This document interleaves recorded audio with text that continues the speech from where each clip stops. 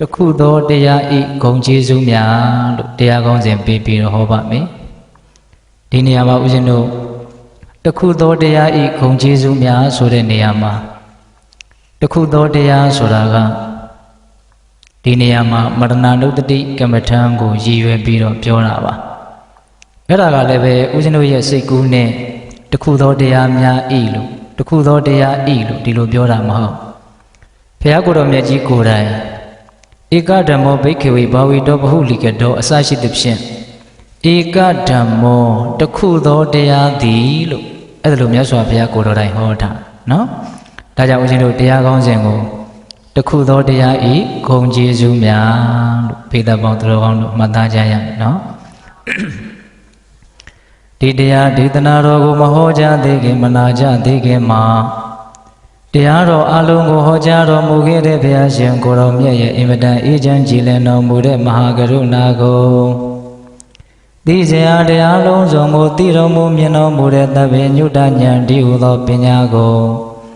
ထိုမဟာကရုဏာကိုပညာကိုနှစ်ပါးစုံတို့ဖြင့်ပြည့်စုံတော်မူတဲ့ဘုရားရှင်ကိုယ်တော်မြတ်ကိုယူသည်မြတ်နိုးရှိခိုးပူဇော်ကြအောင်စို့အလုံးလက်အုပ်ချီးမူပြီးတော့အာယုံပြုကြရအောင်ကရုဏာတိတလဟရယံပညာပိဇောတဝိဟတမောဟဓမ္မသာနရမရလောကကရဝန္တိဒုက္ခတံဂတိဝိမုဒ္ဒံကရုဏာတိတလဟရယံမဟာကရုဏာတော်ဖြင့်အေးမြသောစိတ်နှလုံးလေးရှိတော်မူပါပေထသောပညာပိဇောတဝိဟတမောဟဓမ္မအရဟတမတိဟုသောအယောင်အလင်းဖြင့်ဝိဇ္ဇာတိဟုသောမိုက်မောင်းကိုဖယ်ခွာတော်မူပြီးထသောသာနရမရလောကကရုလူနာမြမတတဝါနန္ဒတို့၏ကြောက်ထီတန်တို့အလေးကရုပြုရာတဆူရီသောဆရာသခင်လည်းဖြစ်တော်မူပါပြီးထသောဂတိဝိမု ക്തံ ဒေဝမနုဿာနိရယနှင့်ပေတတရိစ္ဆာလာယရှိငါတန်သောဂတိတို့မှလေအထူးသဖြင့်ကင်းလွတ်တော်မူပြီးထသော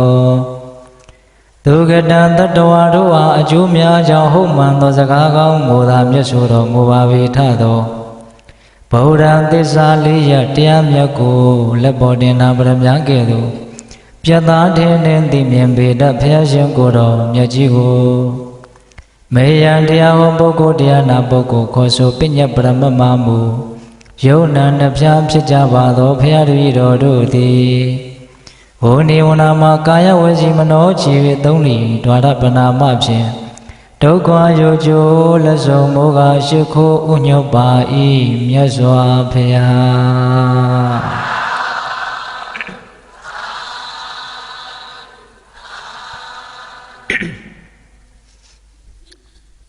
တခုသောတရားဤဂုံကျေးဇူးများတဲ့စတင်ပြီးတော့နာယူကြည်ညိုကြရအောင်ဦးဇင်းတို့ဘုရားရှင်ကိုယ်တော်မြတ်ကြီးဟောကြားတော်မူခဲ့တဲ့အင်္ဂုတ္တပါဠိတော်ကိုအရင်စပြီးတော့မှတ်သားကြည့်မယ်ဧကဓမ္မောဘိက္ခဝေဘာဝေတောဘဟုလိကတောဧကန္တနိဗ္ဗိရာယဝိရာဂယနိရောဓာယဥပတမယအဘိညာယတံဘောဓာယနိဗ္ဗာနာယတံဝတ္တန္တိဘိက္ခဝေယဟန်တော်မြတ်အိုချစ်သားတို့ဧကဓမ္မောတခုသောတရားသည်ဘာဝေတောပွားများအပ်သည်ရှိသောဘဟုလိကတောကျိန်ဖန်များစွာအလေးအလာပြုအပ်သည်ရှိသောဧကန္တနိဗ္ဗိရာယစင်စစ်ဧကံဝိစင်းရဲကိုညင်းငွေစေရန်လွတ်ငါ၎င်းဝိရာဂယဆွဲလန်းခြင်းရာဂတရားကင်းခြင်းငါ၎င်းနိရောဓယကိလေသာခတ်သိမ်းချုပ်ငြိမ်းစေခြင်းငါ၎င်းအဘိညာယထူသောဉာဏ်ဖြင့်သိခြင်းငါ၎င်းတံဘောဓာယသစ္စာလေးပါးကိုထိုးထွင်း၍သိခြင်းငါ၎င်းနိဗ္ဗာနာယနိဗ္ဗာန်ကိုမျက်မှောက်ပြုခြင်းငါ၎င်းတံဝတ္တန္တိဖြစ်ကုန်၏စိတ်သားတို့တခုသောတရားကိုပွားများမယ်ကျင့်ဖန်များစွာအလေးအလာပြုမယ်ဆိုလို့ရှိရင်အကျိုးတရား9မျိုးရနိုင်တယ်တခုသောတရားကိုပွားများမယ်ကျင့်ဖန်များစွာအလေးအလာပြုမယ်ဆိုရင်အကျိုးတရားဘယ်နှပါးရနိုင်လဲ9ပါးရနိုင်တယ်ဒီနေရာမှာတခုသောတရားဆိုတာကစောစောကဦးဇင်းတို့နည်းနည်းတော့ပြောခဲ့ပြီနော်ငါဟာတနေ့တရားလိမ့်မယ်တစ်ချိန်တရားလိမ့်မယ် သေခြင်းတရားကိုငါဘယ်လိုမှရှောင်လို့လွှဲလို့မရနိုင်ဘူးငါဟာသေလူပါလို့ကိုယ့်ဘဝရဲ့အခြေအနေမှန်ကိုကောင်းကောင်းသဘောပေါက်ပြီးတော့တနေ့သေရလိမ့်မယ်ဆိုတဲ့အကြောင်းကိုပဲထက်ချီတလဲလဲစဉ်းစားနေတာဆင်ခြင်နေတာနှလုံးသွင်းနေတာကိုအဲ့ဒါမရဏဒုတ္တိဘာဝနာမရဏဒုတ္တိကမ္မဋ္ဌာန်းစီးပြန်တယ်လို့မဆိုဘူးလားဆိုတယ်အဲ့ဒါလို့သေခြင်းတရားကိုအမှန်တတ်တတိယနေခြင်းကိုပဲဒီနေရာမှာဦးဇင်းတို့တခုသောတရားလို့မြတ်စွာဘုရားရည်ရွယ်ပြီးတော့ပြောတယ်အဲ့ဒါဦးဇင်းတို့အတည့်ပြောရရင်တော့သေခြင်းတရားကိုအမှန်တတ်စဉ်းစားဆင်ခြင်မယ်အဲ့ဒါလို့ဆိုရင်အကျိုးကျေးဇူး9မျိုးရနိုင်နေတဲ့ရနိုင်တဲ့အကျိုးကျေးဇူးတွေကဘာတွေလဲဆိုတော့နံပါတ်1ဧကန္နနိဗ္ဗိဒာယ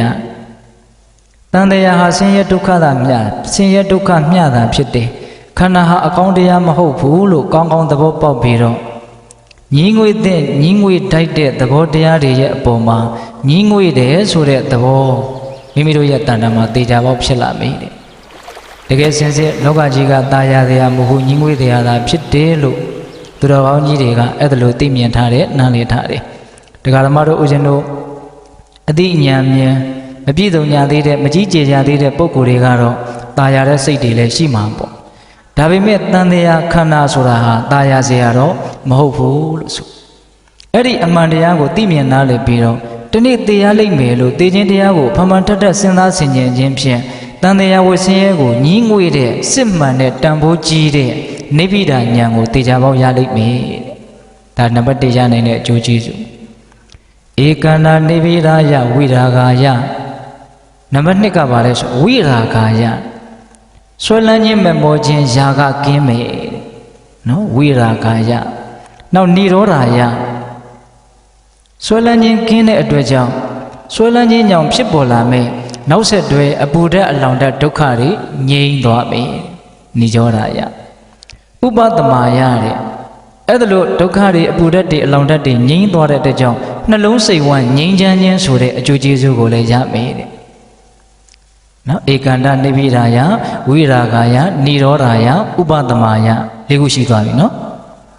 နောက်အဘိညာယတဲ့ထူးသောဉာဏ်ဖြင့်သိမယ်ထူးသောဉာဏ်ဖြင့်သိမယ်ဆိုတာကမိမိတို့ခန္ဓာမှာဖြစ်ပေါ်နေတဲ့အကြောင်းအားလျော်စွာဖြစ်ပေါ်နေတဲ့သဘာဝတရားတွေဟာဖြစ်ပေါ်လာပြီးတဲ့နောက်ချုပ်ပြောက်သွားကြတယ်လို့အနိစ္စလက္ခဏာကိုစတင်သိမြင်ပြီးတော့ထိုမှတစ်ဆင့်ဒုက္ခလက္ခဏာအနတ္တလက္ခဏာရေး၃ပါးကိုတင်းတင်းရှားရှားသိမြင်တဲ့ဝိပဿနာဉာဏ်ရတာကိုအဲ့ဒါထူးသောဉာဏ်ဖြင့်သိတယ်လို့ဆိုတယ်တဲ့နော်အဘိညာယထူးသောဉာဏ်ဖြင့်သိမယ်ဆိုတာဝိပဿနာဉာဏ်ကိုရမယ်လို့ပြောတာတဲ့နောက်တန်ဘောဓာယထိုးထွင်းပြီးတော့သိမယ်တဲ့ဉာဏ်အဆင့်တက်လာတယ်ပေါ့တန်ဘောဓာယထိုးထွင်းပြီးတော့သိတယ်ဆိုတာကမဲ့ဉာဏ်၄ပါးဖြင့်နိဗ္ဗာန်ကိုမျက်မှောက်ပြုနိုင်သည့်အထိကိလေသာကိုပယ်ရှားသုတ်သင်နိုင်သည့်အထိထက်မြက်တဲ့ဆုရှတဲ့ဉာဏ်ပညာကိုရမယ်လို့ဆိုလိုတာနော်တန်ဘောဓာယနောက်နိဗ္ဗာန်ယဉာဏ်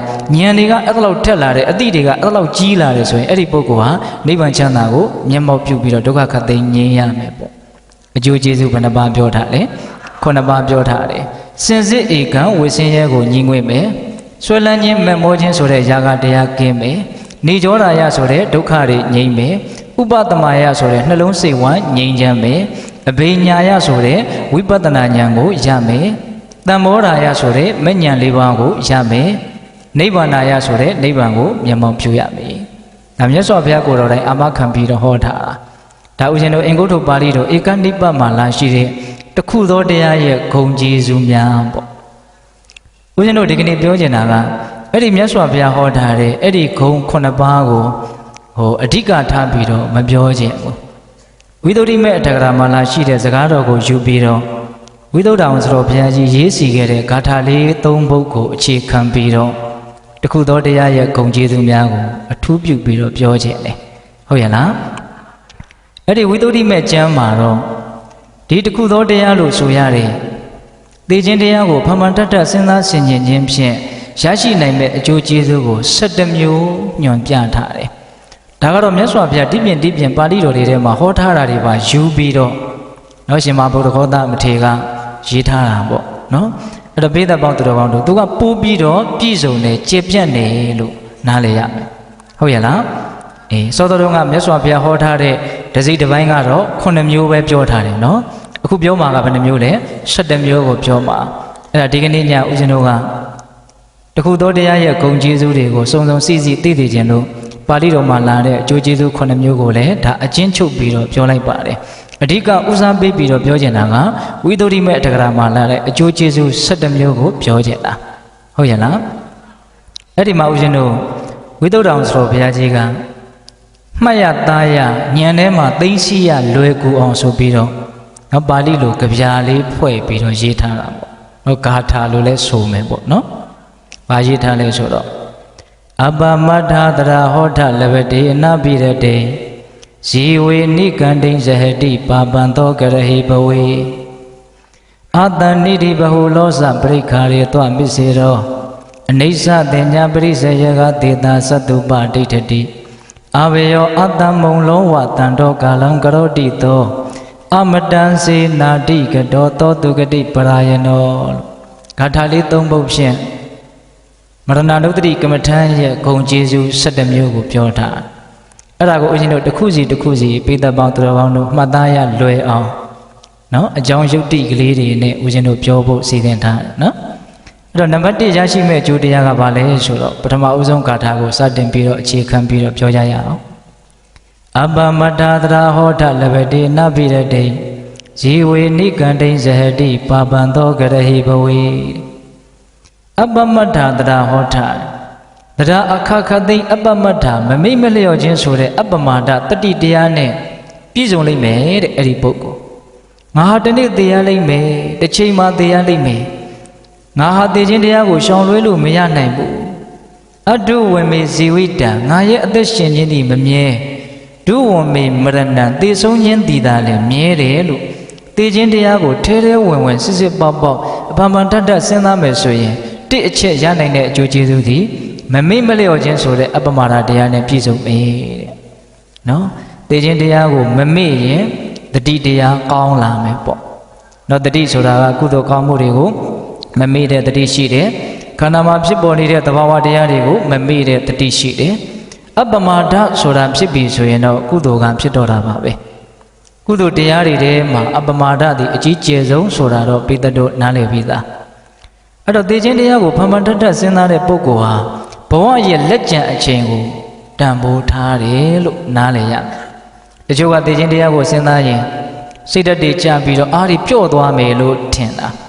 သိခြင်းတရားကိုစဉ်းစားရင်စိတ်ဓာတ်ကမကြဘဲနဲ့တက်လာတော့ကျန်တဲ့အချိန်လေးတွေကိုမိမိရော့ရော့ပေါ့ပေါ့ဆဆအကုန်မခံနိုင်ဘူးလို့သူနားလေတယ်နော်တေချာပေါက်စွန့်ပစ်သွားရမယ့်အရာတွေအတွက်နဲ့တော့ငါဟာမေ့လျော့ပြီးတော့မနေသင့်ဘူးလို့သူ့ရဲ့စိတ်ထဲမှာအဲ့ဒီအတိအဲ့ဒီညာအဲ့ဒီအမြင်ရှိတယ်ဟုတ်လားတနေ့သိရလိမ့်မယ်ဆိုတဲ့ပုဂ္ဂိုလ်ဟာငါရဲ့ဘဝလက်ကျန်ဟာဘယ်လောက်ရှိတယ်ဆိုတာငါမသိဘူးအဲ့ဒါဒီပင်လျင်သူ့ကိုမမေ့မလျော့ဖို့အတွက်အကြီးကျယ်ဆုံးတော့တွန်းအားဖြစ်နေတာဘယ်အချိန်သိရမယ်မသိဘူးဆိုတာကိုကစပြီးတော့သူ့ရဲ့စိတ်ထဲမှာမမေ့ဖို့အတွက်တတိပေးနေတယ်လို့ပဲဒါကဒကာဓမ္မတို့ဦးဇင်းတို့ဒီအကျိုးကျေးဇူးတွေရတယ်ဆိုတာကကိုယ်တိုင်မရဏနုတ္တိကမ္မထံကိုတကယ်စီးပြန်ဘူးတယ်ဆိုလို့ရှိရင်ပို့ပြီးတော့နားလည်ဖို့လည်းလွယ်တယ်လက်ခံဖို့လည်းပို့ပြီးတော့လွယ်တယ်ဟုတ်လားဒီနေ့သိရလိမ့်မယ်ငါဟာသိလို့ပါလို့အဲ့ဒါလို့အဖမှန်တတ်တတ်စဉ်းစားနေတဲ့ပုဂ္ဂိုလ်ဟာတော့မမေ့မလျော့တဲ့တတိတရားအားကြီးလာတယ်ဆိုတာအင်မတန်ထင်ရှားတယ်ဟုတ်ရလားဒါကြောင့်ဘေးသက်ပေါင်းသူတော်ကောင်းတို့သိခြင်းတရားကိုမမေ့ရင်နံပါတ်1အလွန်အဖို့တန်တဲ့အပမာဒတတိတရားမိမိတန်တမှာခိုင်မြဲလာမယ်ပေါ့နော်တတိတရားခိုင်မြဲမယ်ဆိုလို့ရှိရင်ကျန်တဲ့ကုသိုလ်တရားတွေအများကြီးကြီးပွားလာနိုင်တယ်ဆိုတာလည်းဆက်ပြီးတော့စဉ်းစားလို့မရဘူးလားရတယ်အဲ့တော့ဦးဇင်းတို့နံပါတ်1ရရှိမဲ့အကျိုးကျေးဇူးကဘာလဲဆိုတော့အပမတ္ထာတရာဟောထလဘတိအနပိရတိအနပိရတိလောကကြီးသည်ပျော်မှုပွေရာမဟုတ်ဆိုတဲ့အမြင်ကိုလဘတိလွယ်လွယ်နဲ့ရနိုင်တယ်နော်ငါတနေ့သိရလိမ့်မယ်လို့သိခြင်းတရားကိုစဉ်းစားသောပုဂ္ဂိုလ်သည်တဲ့လောကကြီးသည်ပျော်မှုပွေရာမဟုတ်ဘူးဆိုတဲ့အမြင်ကိုရနိုင်တယ်တဲ့နော်လဘတိအနပိရတိ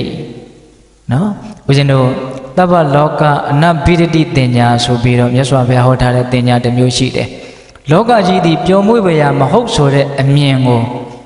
မကြာခဏဖြစ်အောင်စီးပြန်ရမယ်ဆိုတဲ့အဓိပ္ပာယ်ပေါ့ အဲ့ဒါလိုလောကသည်ပြုံမှုပွေရာမဟုတ်ဆိုတဲ့အမြင်ကိုသိခြင်းတရားကိုစဉ်းစားခြင်းအပြင်ရနိုင်တယ်လို့ပြောတာဦးဇင်းတို့တဲ့ပြောရရင်တော့လောကထဲမှာပျော်စရာပါလို့ထင်တာဟာဒီသိခြင်းတရားကိုမေ့နေလို့ပဲလို့ဆန့်ကျင်ဘက်ကောက်ချက်ဆွဲလို့မရဘူးလားရတယ်သိခြင်းတရားကိုစဉ်းစားရင်လောကဟာပျော်စရာမဟုတ်ဘူးဆိုတာကိုပေါ်လွင်ထင်ရှားလာပြီးတော့လောကဟာပျော်မှုပွေရာမဟုတ်ဆိုတဲ့အမြင်ဟာသူ့တန်တာမှာခိုင်မြဲသွားတယ်ဟုတ်ရဲ့လားဟိုပိဋကပေါင်းတော်ပေါင်းတို့လည်းအလုံးကြားဖို့ပါတယ်လေတိတိဓမ္မသောကမင်းကြီးမှာတိတ်တဆိုတဲ့ညီတော်မင်းသားတစ်ယောက်ရှိတယ်နော်ကျန်တဲ့ဟိုအဖေတူအမေခွဲညီအကိုတွေကိုအကုန်သတ်ပစ်တာလေဒါကြောင့်သူကစန္ဒာသောကဆိုတဲ့နာမည်ဆိုးနဲ့လည်းကြော်ကြားခဲ့သေးတာကိုတိတိဓမ္မသောကမင်းကြီးကအဲ့ဒီမှာအဖေတူအမေတူညီတယောက်တော့သူခြံထားတယ်တိတ်သားတဲ့အဲ့ဒီတိတ်သားမင်းသားကဒီနေ့တော့တောထဲကိုတောကစားထွက်ရင်းနဲ့သားကောင်ရှာထွက်ရင်းနဲ့အပျော်ပေါ့လေအဲ့လိုထွက်ရင်းနဲ့တောဆက်တနေရာနော်စမ်းချောင်းဘေးမှာနော်မျက်နှုကလေးတွေကိုအေးအေးလူလူစားပြီးတော့ပျော်ရွှင်မြူးတူးနေတဲ့သမင်ကလေးတွေကိုသူတွေ့တယ်တွေ့တဲ့ခါကျတော့သူ့စိတ်ထဲမှာဘာစဉ်းစားမိလဲဆိုတော့မြက်စမ်းပြီးတော့တောထဲမှာလွတ်လွတ်လပ်လပ်နေတဲ့အကောင်တွေတောင်တော်တော်ပျော်နေတယ်ဆိုလို့ရှိရင်ကောင်းတဲ့အစားအစာတွေကိုစားပြီးတော့ငါနောင်တော်မင်းမြတ်ရဲ့အပြုစုအယူရကိုခန်းနေတဲ့ယဟန်နေဟာဘလောက်များပျော်လိမ့်မလဲလို့သူကစဉ်းစားတယ်တဲ့ဟုတ်လားစဉ်းစားမယ်ဆိုလဲစဉ်းစားစရာပဲပေါ့လေဟုတ်ရဲ့လားမျက်နှုကလေးတွေစားပြီးတော့နေတဲ့သမင်တွေတောင်တော်တော်ပျော်ကြသေးတယ်ဆိုရင်အစားကောင်းအသောက်ကောင်းတွေစားပြီးတော့တော်တော်စိန်ကြကြနေရတဲ့ငါနောင်တော်ဘုရင်မင်းမြတ်ရဲ့နန်းဥမှာကုကွယ်ထားတဲ့ယဟန်တွေဟာဘလောက်များပျော်နေလိမ့်မလဲဒါစဉ်းစားတယ်အဲ့ဒါကိုသူကစဉ်းစားတာလောက်တင်မထားဘဲနဲ့ဘယင်ကြီးကိုလျှောက်တယ်လျှောက်တော့ဘယင်ကြီးစိတ်ထဲမှာမကောင်းဘူးပေါ့အတွေးခေါ်တော့လွဲနေပြီဒါပေမဲ့အဲ့ဒီအတွေးခေါ်လွဲနေတာကိုတဲ့အောင်ဘယ်လိုလုပ်မလဲဘယင်ကြီးကညံရှိတဲ့အတွက်ကြောင့်ဒါရိုက်သူ့ကိုမင်းမအတွေးခေါ်တွေလွဲနေပြီငါတဲ့ပေးမယ်လို့အဲ့လိုမျိုးမလုပ်ဘူးဘာလုပ်လဲဆိုတော့ရုတ်တရက်အဲ့ဒီစကားနဲ့မဆက်ဆက်တယ်လို့ပေါ့လေဟုတ်လားငါကြီးမနေ့ဖြန်ကစပြီးတော့မင်းဟာထီနန်းစည်းစိမ်ကို9ရက်ခံစားရမယ်စံစားရမယ်ပြီးရင်9ရက်မြောက်တဲ့နေ့မှာမင်းကငါတတ်မယ်ရာဇဒံတစ်ခါလဲချတကယ်လို့ထင်တာပေါ့ဒါပေမဲ့စိတ်ထဲကညီကိုအမြင်မှန်ရဖို့အတွက်ဘုရင်ကြီးကပြိယေနဲ့ဒီအမိန့်ကိုပေးတာနော်9ရက်ထီနန်းစည်းစိမ်ကိုယူရမယ်ပြီးရင်သေပေးရမယ်အဲ့လိုပြောပြီးတော့ညီလာခံကိုရုပ်သိမ်းလိုက်အဲ့ဒါနောက်နေ့ကစပြီးတော့တိတ်တမင်းသားရှင်ဘုရင်ဖြစ်တယ်1ရက်2ရက်3ရက်4ရက်5ရက်6ရက်9ရက်ပြီးရင်မလုပ်ရမယ်သေရမယ်အဲ့ဒါဘုရင်ကြီးကဒီ5 6ရက်မြောက်နေ့လောက်ရောက်တော့သူ့ရဲ့ညီကိုမေးတယ်နန်းစည်းစိမ်ကိုရတာဟောဒီတိုင်းပြည်ကြီးတစ်ခုလုံးမှာမင်းဟာအရှင်သခင်ပဲမင်းနဲ့ကြီးတဲ့စည်းစိမ်ကတော့မရှိတော့ဘူးအဲ့ဒါမင်းတော်တော်ပျော်လားလို့မေးတယ်တဲ့ဘယ်မှာလာပြောမှမလို့နောင်တော့ဘာဖြစ်လို့တော့9ရက်ပြီးရင်သေရမယ်ဆိုတဲ့အတိကြီးကစိတ်ထဲမှာလွှမ်းမိုးနေတဲ့အတွက်ကြောင့်ဒါတွေဟာဘလို့ပဲပျော်စရာကောင်းတယ်လို့ပဲဆိုဘလို့မှမပြောနိုင်ဘူးဒါပေးတဲ့လို့လည်းကိုစားပြုကြည့်ပါနော်အင်မတန်ချမ်းသာတဲ့ကြွယ်ဝတဲ့အလုံးမရှိဘူးဆိုတာမရှိတော့အောင်ပြည့်စုံတဲ့ပုဂ္ဂိုလ်ပင်ဖြစ်စေကမူသေချာဖို့သေရမယ်ယောဂဆွက်ကပ်နေတယ်ဆိုတာကိုမြန်သိခဲ့မယ်ဆိုရင်အဲ့ဒီပုဂ္ဂိုလ်ပြောနိုင်မလားမပြောနိုင်ဘူးအဲ့လိုသေချာဖို့သေရမယ်ဆိုတာသိတဲ့အတွက်ကြောင့်သူ့မှာပျော်ရွှင်တယ်ဆိုတာမရှိပါဘူးအဲ့တော့ဒီနေရာမှာစဉ်းစားတဲ့တခုတော့လည်းရှိတာပေါ့လေပျော်တယ်မပျော်ဘူးဆိုတာပြင်ဘက်ကအရာတွေပေါ်မှာကြီးမူတည်တာမဟုတ်ဘူးဆိုတဲ့အချက်ဒါလေးလည်းပဲဥစဉ်တို့ဂျားပြက်စဉ်းစားကန်းလဲဝင်စေခြင်းနဲ့ဥစဉ်ကဟုတ်လားပျော်တယ်မပျော်ဘူးဆိုတာဒါတွေရဲ့ပုံမှာကိုယ်စိတ်ဘလို့သဘောထားသလဲဆိုတာပုံမှာအများကြီးမူတည်တယ်တခါတည်းမှာလူတယောက်ကိုကြည့်ပြီးတော့သူတို့ကတော့တော်တော်ပြောနေမှာပဲလို့ထင်ကြတယ်ရမ်းညံ့တာပေါ့နော်အဲ့ဒီလူဘလောက်ပူလောင်ပြီးတော့မျက်ရည်နဲ့မျက်ခွက်ဖြစ်နေတယ်ဆိုတာကိုသိတာမဟုတ်ရဲ့လားဒါကြောင့်ပိဿပေါင်းသူတော်ကောင်းတို့တိတ်တမင်းသားက9ရက်နေရင်သေရမယ်ဘေးကြီးချင်းချောင်းနေတဲ့အတွက်ကြောင့်လောလောဆယ်မင်းစည်းစိမ်ကိုရနေတော့လည်းပဲသူမပြောနိုင်ပါဘူးတဲ့အဲ့ဒီတော့မှမင်းကြီးကငါညီတဲ့မင်းကိုအဲ့ဒီအတိညာဏ်ကိုရသိခြင်းလို့ငါပြိယံနဲ့အမိန့်ကိုချမှတ်တာမင်းက9ရက်နေမှသေရမယ်လို့သိတာဒီအရှင်မြတ်တွေဟာဒီသေခြင်းတရားသည်အ အချိန်မရွေးရောက်လာနိုင်တယ်ဆိုတာကိုသူတို့အမြဲတမ်းစီးပြန်းနေတယ်။နောက်ဦးဇင်းတို့မြတ်စွာဘုရားလက်ထက်ကတရက်နေရင်သေရလိမ့်မယ်။ငါ့အတက်ကတရက်လောက်များခံရင်တော့ကောင်းပါပဲ။ဟောတချို့ကြတော့နေတဝက်တယ်။တချို့ကြတော့လည်းပဲထမင်းတစ်နက်စားရုံလေးအသက်ရှင်ရင်တော့ငါဟာအကျိုးရှိတာကိုလုပ်နိုင်မှာပဲ။တချို့ကြတော့ထမင်းတစ်လုပ်စားရုံများအသက်ရှင်နေဆိုရင်ကိုပဲငါဟာအကျိုးရှိတာကိုလုပ်နိုင်မှာပဲ။သေခြင်းတရားကိုအဲ့လောက်နီးနီးကပ်ကပ်မြင်တယ်ပေါ့။တချို့ဆိုရင်ဝင်လေထွက်လေနော်ဝင်လေလေးထွက်မသွားခင်ထွက်လေလေးဝင်မလာသေးခင်သေခြင်းတရားကိုအဲ့လောက်နီးနီးကပ်ကပ်မြင်အောင်ကြိုးစားကြတဲ့ယဟန်တွေရှိတယ်ဆိုတာကိုကြားဖို့တယ်မဟုတ်လားရောက်တယ်အဲ့လောက်သေခြင်းတရားကိုနီးနီးကပ်ကပ်ကိုယ့်ရဲ့စိတ်ထဲမှာထင်မြင်အောင်ကြိုးစားတဲ့ပုံကိုယ်တွေမှာဘယ်လိုပဲစည်းစိမ်ဥစ္စာရှိတယ်လို့ဆိုပြောတယ်ဆိုတာဖြစ်နိုင်မလားလို့လက်တွေ့နော်မင်းကြီးကသူ့ရဲ့ညီကိုဒါအသိဉာဏ်ရတော့အောင်ပြောတာပေါ့ဒါကြောင့်ပိဋကပေါင်းတော်ပေါင်းတို့သေခြင်းတရားကိုသာတကယ်စဉ်းစားမယ်ဆိုရင်လောကကြီးသည်ပျော်မွေ့ပေရာမဟုတ်ဆိုတဲ့အမြင်မှန်ကိုမရနိုင်ဘူးလားရနိုင်တယ်တကယ်တမ်းကလည်းလောကကြီးကပျော်မွေ့ပေရာမဟုတ်ပါဘူးကိုကထင်တာကတော့အမျိုးမျိုးဖြစ်မှာပေါ့လေဟုတ်ရလားဒါကြောင့်ဦးဇင်းတို့ဒုတိယမြောက်အကျိုးသေခြင်းတရားကိုစဉ်းစားရင်ပျော်မွေ့ပေရာမဟုတ်ဆိုတဲ့အမြင်မှန်ကိုရလိမ့်မယ်တဲ့နှစ်ချက်ရှိပြီနော်မမေ့မလျော့ခြင်းဆိုတဲ့အပမရာတရားကြီးထွားလာမယ်ပျော်မွေ့ပေရာမဟုတ်ဆိုတဲ့အမြင်ကိုလည်းရမယ်ပေါ့အပမထာသရာဟောထလဘတိအနပိရတေဇီဝေနိကန္တိဇဟတိပါပံသောကရဟိဘဝေတတိယမြောက်အကျိုးကဘာလဲဆိုတော့ဇီဝေနိကန္တိဇဟတိဇီဝေအသက်၌နိကန္တိကညှိတွေ့တာခြင်းကိုဇဟတိပယ်စွန့်နိုင်တယ်အသက်ရဲ့အပေါ်မှာဆွဲလန်းတွေ့တာမမောနေတဲ့နိကန္တိလို့ဆိုတဲ့နော်ကိုယ့်ရဲ့အသက်ပေါ်မှာဆွဲလန်းတဲ့တဏှာလောဘကိုပယ်စွန့်နိုင်တယ်ဒကာဓမ္မတို့ဦးဇင်းတို့လောကကြီးမှာအတွေ့တာဆုံးဟာကိုယ့်ရဲ့အသက်ကိုယ့်ရဲ့အပေါ်မှာကိုယ်ဟာတွေ့တာမမောမှုအကြီးဆုံးပါပဲအတ္တသမပေမာနတ္ထိကိုအချစ်ဆုံးဆိုတာလည်းပဲဒီရှင်သန်မှုလေးကိုပြောတာပါပဲဟုတ်တယ်မဟုတ်လားဒီကိုယ့်ရဲ့အသက်ရဲ့အပေါ်မှာတောင်တွေ့တာမှုကိုစွန့်နိုင်တယ်ဆိုရင်ကျန်တာတွေရဲ့အပေါ်မှာတွေ့တာမှုကိုစွန့်ဖို့ဆိုတာခဲရင်မလားမခဲရင်ဘူးဒီနေရာမှာဒကာဓမ္မတို့ဦးဇင်းတို့တွေ့တာမှုကိုမစွန့်နိုင်ရင်မစွန့်နိုင်တဲ့လောက်ဒုက္ခကြီးတယ်ဆိုတာလောက်တော့ပေတတို့သဘောပေါက်ပြီးသားဖြစ်မယ်လို့ဦးဇင်းထင်ပါတယ်နော်တွေ့တာမှုကြီးရင်ကြီးသလောက်ဆင်းရဲဒုက္ခဖြစ်တာပါပဲနော်ဘာဖြစ်လို့ဆင်းရဲဒုက္ခဖြစ်တုံးဆိုကိုတွေ့တာထားတဲ့အရာပျက်စီးတော့မဲ့အချိန်မှာအဲ့ဒါဆင်းရဲဒုက္ခဖြစ်မှာအဲ့တော့အသက်ရဲ့အပေါ်မှာဆွဲလန်းမှုကြီးလေလေအဲ့ဒီအသက်ကိုစွန့်ရတော့အခါမျိုးမှာဆင်းရဲဒုက္ခကြီးလေလေပဲဒါကြောင့်ဦးဇင်းတို့ဒီနေရာမှာအသက်တို့နော်ပြင်ဘက်ကသက်ရှိသက်မဲ့ဥစ္စာပစ္စည်းတို့ဒါတွေကိုစွန့်မှုရာကဗราဏလားဒါတွေရဲ့အပေါ်မှာတွေ့တာမှုကိုစွန့်မှုရာကဗราဏလားဆိုတာလဲသဘောပေါက်ဖို့တော့လွတ်မယ်ဒီနေရာမှာဦးဇင်းတို့ပါမခါချုပ်စတော်ကြီးပြောတဲ့စကားတစ်ခုကိုဦးဇင်းကအလွန်သဘောကျတယ်စတော်ကြီးကစွန့်ရမှာကသက်ရှိသက်မဲ့တွေမဟုတ်ဘူးတဲ့အဲ့ဒါတွေရဲ့အပေါ်မှာတွေ့တာမှုဆိုတဲ့နိကန္တိအဲ့ဒီလောဘကိုစွန့်ရမှာတဲ့အဲ့ဒါကိုစတော်ကြီးကသူကဥမာလေးနဲ့ပြောတာဗျနော်ဥပမာပြောလို့ရှိရင်နားလည်လွယ်တဲ့သဘောရှိတာကိုနော်စာရွက်ကလေး2ရွက်ကိုထပ်ထားတယ်ဆိုပါစို့တဲ့2ရွက်ထိတော့ထိနေတယ်နော်ဟုတ်လားစာရွက်လေး2ရွက်ထပ်ထားတယ်ကြိုက်တဲ့အရွက်ကိုကြိုက်တဲ့အချိန်မှာဆွဲနှုတ်ပြီးတော့ယူလို့ရတယ်လွယ်ကူကူပဲအဲ့ဒီစာရွက်လေး2ရွက်ကြားတဲ့ကိုစင်ကိုလိုဟာမျိုးလေးထည့်လိုက်စာရွက်2ရွက်ဘာဖြစ်သွားပြီခတ်သွားပြီအဲ့ဒါဆိုလို့ရှိရင်ဒီစာရွက်2ရွက်ကို1ရွက်ချင်းယူမယ်ဆိုရင်တော့ဘယ်လိုမှယူလို့မရတော့အဲ့ဒါမဖြစ်မနေခွဲမယ်ခွာမယ်ဆိုရင်တော့1ရွက်ကတော့စုပ်တော့မှာပဲအခက်မသိရင်2ရွက်လုံးလည်းစုပ်သွားနိုင်တယ်နော်ကော်ထည့်လိုက်ရင်တော့ဘာဖြစ်သွားပြီလဲပြဿနာကြီးသွားပြီဟုတ်လားဒါကြောင့်ပိဋကပေါင်းသူတော်ကောင်းတို့ကိုမှသက်ရှိသက်မဲ့ပိုင်ဆိုင်တာတွေရှိပါတယ်မရှိလို့လည်းမဖြစ်ပါဘူးဟုတ်လားပြီးတော့ကိုယ်ခန္ဓာကိုယ်ကြီးရှိပါတယ်အသက်ဆိုတာရှိပါတယ်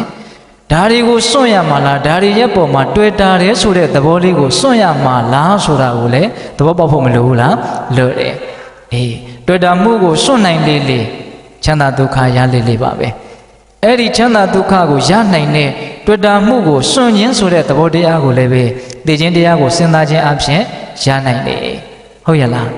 ဒါကြောင့်သိခြင်းတရားကိုစဉ်းစားရင်တတိယချက်ဇီဝေနိကန္တိဇဟတိနော်အသက်ရဲ့အပေါ်မှာတော့ညှိကပ်နေတဲ့တဏှာလောဘကိုစွန့်နိုင်တယ်တဲ့ဒါကတော့လက်တွေ့ထောက်ခံနိုင်အောင်လက်တွေ့ပဲကြိုးစားပွားများအထောက်ကြည့်ကြဖို့လိုတာပေါ့ဟုတ်ရလားဘယ်နှချက်ရှိပြီတော့ဗျာ3ချက်ရှိပြီ အပမထာသရာဟောထလဝတေနပိရတေဇီဝေနိကန္တိဇဟတိပါပံသောကရဟိဘဝေဟောလေးခုမြောက်အကျိုးကပါပံသောကရဟိဘဝေတဲ့သောထုမရဏနုတ္တိကမ္မထံကိုစီပြန်သောပုဂ္ဂိုလ်သည်ပါပံမကောင်းမှုကိုကရဟိကဲ့ရဲ့ရှုံချနိုင်တယ်ဒါလေးကလည်းနည်းနည်းတော့စိတ်ဝင်စားစရာကောင်းတယ်လို့ဦးဇင်းထင်တယ်သေခြင်းတရားကိုဖန်ဖန်ထပ်ထပ်စဉ်းစားနေသောပုဂ္ဂိုလ်သည်မကောင်းမှုကိုကဲ့ရဲ့နိုင်တဲ့ပြောင်းပြန်လေးလှန်ပြီးတော့စဉ်းစားကြည့်ပါလားသေခြင်းတရားကိုမစဉ်းစားဘဲနဲ့ကိုမသေးတော့မှလို့ဟုတ်လားအမြဲထာဝရလို့နေကြတဲ့ပုဂ္ဂိုလ်တွေဟာမကောင်းမှုကိုရံဖန်ရံခါမှမကဲ့ရဲ့နိုင်ဘူးဦးဇင်းရဲ့မကောင်းမှုပဲကဲ့ရဲ့နိုင်တာပေါ့လို့မထင်နဲ့နော်တခါတလေမကောင်းမှုကိုမကဲ့ရဲ့ပဲနဲ့မကဲ့ရဲ့တဲ့ပြင်မကောင်းမှုကိုချီးမွမ်းနေတာလေးတောင်ရှိဘူးလားဒီလိုခေတ်ကြီးမှာသီးခံနေလို့နင်းပြဖြစ်သွားမှာပေါ့အဲ့ဒါဘာပြောတာတော့နော်မကောင်းမှုကိုချီးမွမ်းနေတာဟုတ်ရလားဟုတ်တယ်မို့လားတခါကြီးမိုင်းများဒီခေတ်ကြီးကသူများမိုးကားရေတောင်းရင်တောင်းရမှာပေါ့ဘာပြောနေတာတော့မကောင်းမှုကိုလှုပ်တဲ့နယ်လို့ပြောခြင်းတစ်မျိုးပဲလို့ဦးဇင်းထင်တယ်ဟုတ်လားသေခြင်းတရားကိုစဉ်းစားနေတဲ့ပုဂ္ဂိုလ်ဟာသေချာပေါက်ပျက်စီးသွားမဲ့အရာအတွက်နဲ့ဘာမှမကောင်းမှုလုပ်เสียအကြောင်းမရှိဘူးလို့သူခိုင်ခိုင်မာမာနားလေတယ်ဟုတ်လားအမြဲထာဝရလို့ထင်နေတဲ့ပုဂ္ဂိုလ်တွေသာလျှင်မကောင်းမှုပြုပြီဆိုရင်ရဲဆက်ဆက်ပြုရတာဟုတ်လားပျက်စီးမှာကိုကောင်းကောင်းမြင်ထားတဲ့ပုဂ္ဂိုလ်ဒီပျက်စီးမဲ့ဟာအတွက်နဲ့တော့မကောင်းမှုကိုသူမပြုဘူးအကယ်၍ပြုအောင်တောင်ဒါမကောင်းမှုလို့သူသိဟုတ်လားမကောင်းမှုကိုကဲ့ရဲ့နိုင်တယ်နော်လောကကြီးမှာမကောင်းမှုကိုကဲ့ရဲ့နိုင်နေဆိုတဲ့အည်အသွေးကလည်းလိုအပ်တယ်နော်မကောင်းတာကိုမကောင်းဘူးလို့ပြောရတဲ့တတ္တိနော်တခါကြီးဒီမိုင်းများပြောရင်စကားတွေအလွန်ကျယ်တယ်နော်ဒီကိစ္စကမကောင်းတာကိုမကောင်းဘူးလို့ပြောရတဲ့အနေအထားမျိုးဟုတ်လားမကောင်းတာဒါမကောင်းပါဘူးကိုလှုပ်တာမလှုပ်တာကတော့တခါနာမလှုပ်ဖဲနေနိုင်ရင်တော့အကောင်းဆုံးပေါ့ဟုတ်လားတချို့ကကိုကမကောင်းမှုကိုလှုပ်နေတော့ဒီမကောင်းမှုကိုပဲအပြစ်မရှိသလိုလို့ပြောတာတွေမရှိဘူးလားရှိတာပေါ့ကိုလှုပ်နေတယ်ဆိုတော့အပြစ်ကမပြောချင်လှုပ်တာပဲလေမကောင်းတာကမကောင်းတာပဲလေအဲ့ဒါလို့တတ္တိရှိဖို့မလိုလားရှိတယ်အဲ့လိုအယူဆပိုင်းဆိုင်ရာမှာတတ္တိရှိဖို့အတွက်တော့ငါဟာတနေ့သေရမှာပါလောကကြီးကဘာမှကောင်းတာမဟုတ်ဘူးဆိုတဲ့အမြင်ရှိထားတဲ့ပုဂ္ဂိုလ်တူတယောက်မကောင်းမှုကိုကဲ့ရဲ့နိုင်တယ်ဒါပြောတာဘယ်နှခုရှိပြီလဲဗျာ၄မျိုးရှိသွားပြီနောက်ဂါထာ၃ပုဒ်မှာတစ်ပုဒ်ပြီးသွားပြီနော်အပမတာသရာဟောထလဘတိနပိရတေဇီဝေနိကန္တိဇဟတိပါပံသောကရဟိဘဝေဒါလေးပြီးသွားပြီနော်နောက်ဒုတိယဂါထာဆက်ပြောမယ်ဗျာအာတဏိတိဘဟုလောဇာပရိခာရေတောမစ္စေရောအနေစာတင်ညာပရိစေယကသေသသတ္တုပတိဋ္ဌတိဟောအာတဏိတိဘဟုလောဇာတဲ့၅ခုမြောက်အကျိုးကအာတဏိတိဘဟုလောဇာတဲ့အများကြီးသိမ့်မထားဘူးတဲ့နော်သေခြင်းတရားကိုစဉ်းစားတဲ့ပုဂ္ဂိုလ်ဟာအများကြီးသိမ့်မထားဘူးတဲ့စဉ်းစားတော့သေခြင်းတရားကိုမေ့နေတဲ့ပုဂ္ဂိုလ်တွေဟာအများကြီးသိမ့်ထားတယ်ဆိုတဲ့အဓိပ္ပာယ်မရှိဘူးလားရှိတာပေါ့နော်လာမယ့်အနာဂတ်တွေထိုက်တလောက်စိုးရိမ်မှုနဲ့သိမ့်ဖို့တော့လိုပါတယ်မလိုဘူးလို့မဆိုလို့ဒါကြောင့်သူကလည်းစကားကိုအကုန်မပြောပါဘူးနော်အများကြီးမသိမ့်ဘူးဆိုတော့နည်းနည်းတော့သိမ့်နေပေါ့ဟုတ်လားနော်သေခြင်းတရားကိုစဉ်းစားရင်ဘာလဲတော့အများကြီးကတော့မသိမ့်ဘူးနည်းနည်းတော့သိမ့်ရင်သိမ့်မယ်ပေါ့ဒါပေမဲ့အများကြီးတချို့သိမ့်ထားတာတွေရှိတယ်နော်တစ်သက်စာနှစ်သက်စာ10သက်စာမကဘူးသိမ့်ထားတာတွေရှိတယ်ဟုတ်လားပင်ပန်းပန်းရှာပြီးတော့သူရှာရကျိုးမနှက်ဘူးလို့တော့ဦးစင်းကတော့ထင်တာပဲသူကတော့သူ့အတွက်ကိန်းနေတယ်သူကသူတော့အမှန်လို့တော့ထင်မှာပေါ့လေဟုတ်လားဒါပေမဲ့သိချင်းတရားကိုသာစဉ်းစားမယ်ဆိုရင်ဒီပုဂ္ဂိုလ်အများကြီးမသိမ်းတာသိကြတယ်တဲ့ပိဋကရဲ့အများကြီးသိမ်းတယ်ဆိုရင်အများကြီးဆွမ်းလန်းမှုကြီးတယ်အများကြီးဆွမ်းလန်းမှုကြီးရင်အများကြီးဆင်းရဲမှာပဲဒါနိယာမဒါသဘာဝပဲဟုတ်လားနောက်စိတ်ထဲမှာ1000တန်တရွဲ့အပေါ်1000တန်တရွဲ့အပေါ်ဒကာဓမ္မတို့ဦးဇင်းတို့ဆွဲလန်းမှုဘယ်ဟာကြီးနိုင်တယ်လဲဆိုတာဒါရှင်းတယ်နော်တေချာစဉ်းစားကြည့်နော်သိမ့်ထားတာတွေများလေကိုယ့်ရဲ့စိတ်ထဲမှာဝင်တော့ဝင်ဖို့ကြီးလေဆိုတာကတော့ဒါအမြင်မှန်ရှိတဲ့ပုဂ္ဂိုလ်တိုင်းဒါလက်မခံလို့မရသိမ့်ထားတာတွေများလေဝင်တော့ဝင်ဖို့ကြီးလေပါပဲဘာကြောင့်အဲ့ဒါလိုဝင်တော့ဝင်ဖို့ကိုအကြီးကြီးသူထမ်းနေတာတော့သိခြင်းတရားကိုမေ့နေလို့ပေါ့အကယ်၍သာသိခြင်းတရားကိုအမှတ်ရမယ်ဆိုရင်ဒီဝင်တော့ဝင်ဖို့ကြီးကို तू အကြီးကြီးမထမ်းဘူးအများကြီး तू မသိဘူးပေါ့ဒါကြောင့်၅ခုမြောက်ရရှိမဲ့အကျိုးကလည်းမျက်နှိုးစရာကောင်းတယ်နော်သိခြင်းတရားကိုစဉ်းစားဆင်ခြင်မှုအာကြီးသောပုဂ္ဂိုလ်သည်အတ္တနိတိဘဟုလောဇာအများကြီးမသိမ်းပါဘူးတဲ့ နောက်6ခုမြောက်ပါပြောတယ်အနိစ္စအတ္တနိတိဘဟုလောစပရိက္ခာတွေသွားမစေတော့ပရိက္ခာတွေသူမိမိရဲ့အသုံးဆောင်ပစ္စည်းလေးတွေရဲ့ပုံမှာအမစ်စေတော့ဝင်တိုးတယ်ဆိုတာမရှိဘူးတဲ့နော်ကိုယ့်ရဲ့အသုံးဆောင်ပစ္စည်းလေးတွေပုံမှာဝင်မတိုးဘူးသုံးပါစီသူများလည်းသုံးပါစီဒါလေးတွေနဲ့ပတ်သက်ပြီးတော့စိတ်ထဲမှာအကြီးအကျယ်အနှောင့်အယှက်မဖြစ်ဘူးသူ့မှာဝင်တိုးမှုမရှိဘူးနော်နောက်မှရှင်ကိုပစ္စည်းလေးတွေရဲ့ကိုယ်ပေါ်မှာအလွန်ဆွဲလန်းမမောပြီးတော့ဒါလေးကိုတတတာနဲ့ဘယ်သူထိတာမှမကြိုက်ဘူးဘယ်သူကြည့်တာမှမကြိုက်ဝင်တိုးမှုအားကြီးတယ်ဟုတ်ရလားဒါကြောင့်တေခြင်းတရားကိုစဉ်းစားဆင်ခြင်လေးရှိသောပုဂ္ဂိုလ်သည်ပရိက္ခာတွေသွားမစ်စေတော့ကိုယ့်ရဲ့အသုံးဆောင်တွေရဲ့ပုံမှာဝင်တိုးမှုအားမကြီးဘူးနော်ဒါကြောင့်ပိဿပေါင်းတော်ကောင်းတို့အများကြီးသိမ့်မယ်အသုံးဆောင်တွေရဲ့ပုံမှာမစ်စေတာစိတ်တွေများနေမယ်ဆိုလို့ရှိရင်လောလောဆယ်မှာလည်းပဲအဲ့ဒီစိတ်တို့ကြောင့်ပင်ပန်းရတယ်လေးလံရတယ်တန်တရားအတွက်လည်းဒါမကောင်းဘူးပေါ့ဟိုဦးဇင်းတို့လေဒီဆိုတော်ဘုရားကြီးမြို့တစ်မြို့ကိုရောက်တော့နော်တရားဓမ္မတွေကအကြောင်းတစ်ကြောင်းကိုတဲဖို့နေရာချထားပေးတာပေါ့ဆိုတော်ကြီးအဲ့တော့ဆိုတော်ကြီးကညရောက်တော့ဘုရားရှိခိုးတော့ကျောင်းခေါင်တိုင်ကနေပြီးတော့ပြိတ္တာတကောင်ဆင်းလာတယ်လို့ဆိုတယ်ဆင်းလာတော့ဆိုတော်ကြီးကဟဲ့နေမစုတုံးလို့မေးတယ်တဲ့မိတော့ဘုရားတပည့်တော်ဒီကျောင်းကိုငကိုကထိုင်ခဲ့တဲ့ကျောင်းတိုင်ဘုန်းကြီးပါဘုရားလို့ပြောတယ်တဲ့နင်သူများကိုကြတော့တရားတွေဟောနေပြီးတော့နင့်ကြတော့ဘလို့ဖြစ်ရတာတုံးလို့မေးတယ်တဲ့ဆိုတော်ကြီးကနော်တပည့်တော်လည်းဘုရားဒီကျောင်းဒီကံတွေကိုမဆွဲမလန်းအောင်အများကြီးကြိုးစားပါတယ်တဲ့ဒါပေမဲ့လို့တေဂာနီးမှာကျောင်းအမကရောက်လာပြီးတော့ရှင်ဘုရားဒီကျောင်းကိုဘလို့လုပ်မှလဲဒီကျောင်းကိုဘလို့လုပ်မှလဲနဲ့အတင်းနဘူးနစာလို့အဲ့ဒါတပည့်တော်ခင်ဗျာဒီလိုဖြစ်သွားတာစဉ်းစားနော်အများကြီးသိမ့်ထားတာတွေဆွဲလန်းတာတွေဝန်တိုးတာတွေဟာတန်တရားမှာမကောင်းဘူးဆိုတာမထင်ရှားဘူးလားနော်ဒါတွေဟာမကောင်းဘူးလို့သိတဲ့လူတယောက်ကိုတောင်မှအနှောင့်အယှက်ပေးနိုင်တယ်နော်ဒါတွေကိုမကောင်းဘူးလို့မသိဘဲနဲ့ထင်သလိုသာဆွဲလန်းပြီးတော့ထင်သလိုသာနေမယ်ဆိုရင်တော့မတွေးဝင့်တရားပဲလို့ဆိုနိုင်မို့လားဆိုနိုင်တယ်ဒါကြောင့်ပိဿပေါင်းသူတော်ကောင်းတို့အဲ့ဒါလိုကြောင်းမဖွယ်ရကောင်းတဲ့လောလောဆယ်မှာလည်းလေးလံစေတဲ့ပူလောင်စေတဲ့တန်တရားမှာလည်းမကောင်းစေတဲ့အဲ့ဒီအများကြီးသိမ့်မှုအများကြီးဝန်တိုမှုဆိုတာတွေကိုသိခြင်းတရားကိုစဉ်းစားခြင်းအပြင်လျှော့နေသွားစေအောင်ကြိုးစားဖို့မလိုဘူးလားလိုပါတယ်နော်အဲ့ဒါဦးဇင်းတို့6ခုမြောက်အကျိုးပေါ့နောက်မြတ်စွာဘုရားဗာဆက်ဟောတော့တက္ကရာဆရာကြီးဗာဆက်ပြီးတော့ပြလဲဆိုတော့အာတဏိတိဘဟုလောစပရိက္ခာရေသောမစ္စေရောအနိစ္စတင်ညာပရိစေယကသေတာသတ္တုပတိဋ္ဌတိဒါလေးကြတော့3ခုမြောက်အကျိုးကျေးဇူးကို3ခုဇက်တိုက်ပြောရမယ်အနိစ္စတင်ညာပရိစေယကသေတာသတ္တုပတိဋ္ဌတိအဓိပ္ပာယ်ကဘာလဲဆိုတော့မမြဲဘူးဆိုတဲ့အမှတ်တင်ညာဟာအလိုလိုကိုရတယ်တဲ့ဒီချင်းတရားကိုစဉ်းစားလို့ရှိရင်မမြဲဘူးဆိုတဲ့အမှတ်တင်ညာအလိုလိုရတယ်အနိစ္စတင်ညာပရိစေယကမမြဲဘူးဆိုတဲ့အမှတ်ဟာစိတ်ထဲမှာအလိုလိုထင်ရှားလာတယ်ဉာဏ်တွေအလိုလိုကြီးလာတယ်လို့ဆိုလိုတာဒါရင်လားဆိုတော့မကဘူးသေတာသတ္တုပတိဋ္ဌတိတဲ့သေတာဆိုတာကျွင်းကြံတဲ့အရာလို့ပြောတာကျွင်းကြံတဲ့အရာဆိုတာဘာပြောတာတော့အနိစ္စကိုပြောပြီးတော့ဒုက္ခနဲ့အနတ္တကိုပြောတာပေါ့နော်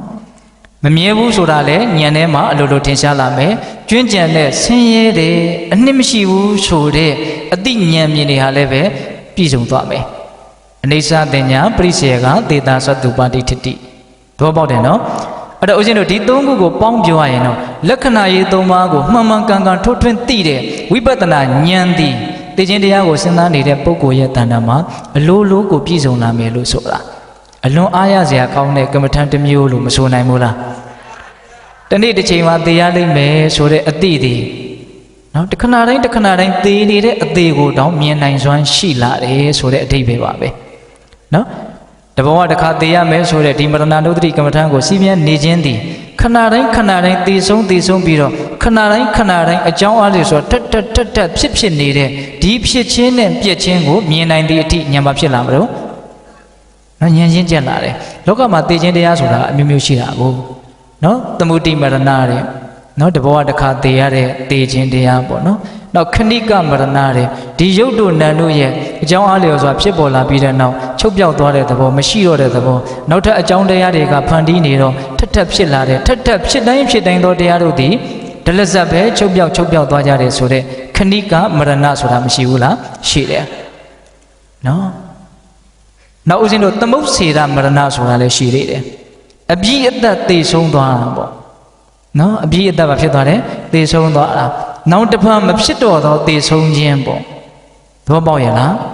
အေးဒါကြောင့်ပိဿပေါင်းတော်ကောင်းတို့တဘဝတစ်ခါသေရမယ့်အသေးကိုအဖမတလဲလဲစဉ်းစားခြင်းအပြင်ခဏတိုင်းသေဆုံးနေတဲ့ရုပ်တဏ္ဍတ်တို့ရဲ့ဖြစ်ပေါ်လာပြီးတဲ့နောက်ချုပ်ပြောက်သွားကြတယ်ဆိုတဲ့ဒီအချက်ကိုမှန်ကန်သိမြင်လာတဲ့ဉာဏ်ပညာတွေပါဖြစ်လာတော့ရှင်းကျက်လာတယ်အဲ့တော့ပိဿပေါင်းတော်ကောင်းတို့အတူချုပ်မှတ်ရမှာကသေခြင်းတရားကိုစဉ်းစားလာရင်စဉ်းစားမှုအားကြီးလာရင်ဉာဏ်ပညာတွေကြီးလာတယ်သူများမမြင်တဲ့အရာတွေကိုမြင်လာမယ်သူများမတွေးတဲ့အရာတွေကိုတွေးတတ်လာမယ်နော်တမယိုးကြနေရေးကိုပဲအမြဲတမ်းစဉ်းစားပြီးတော့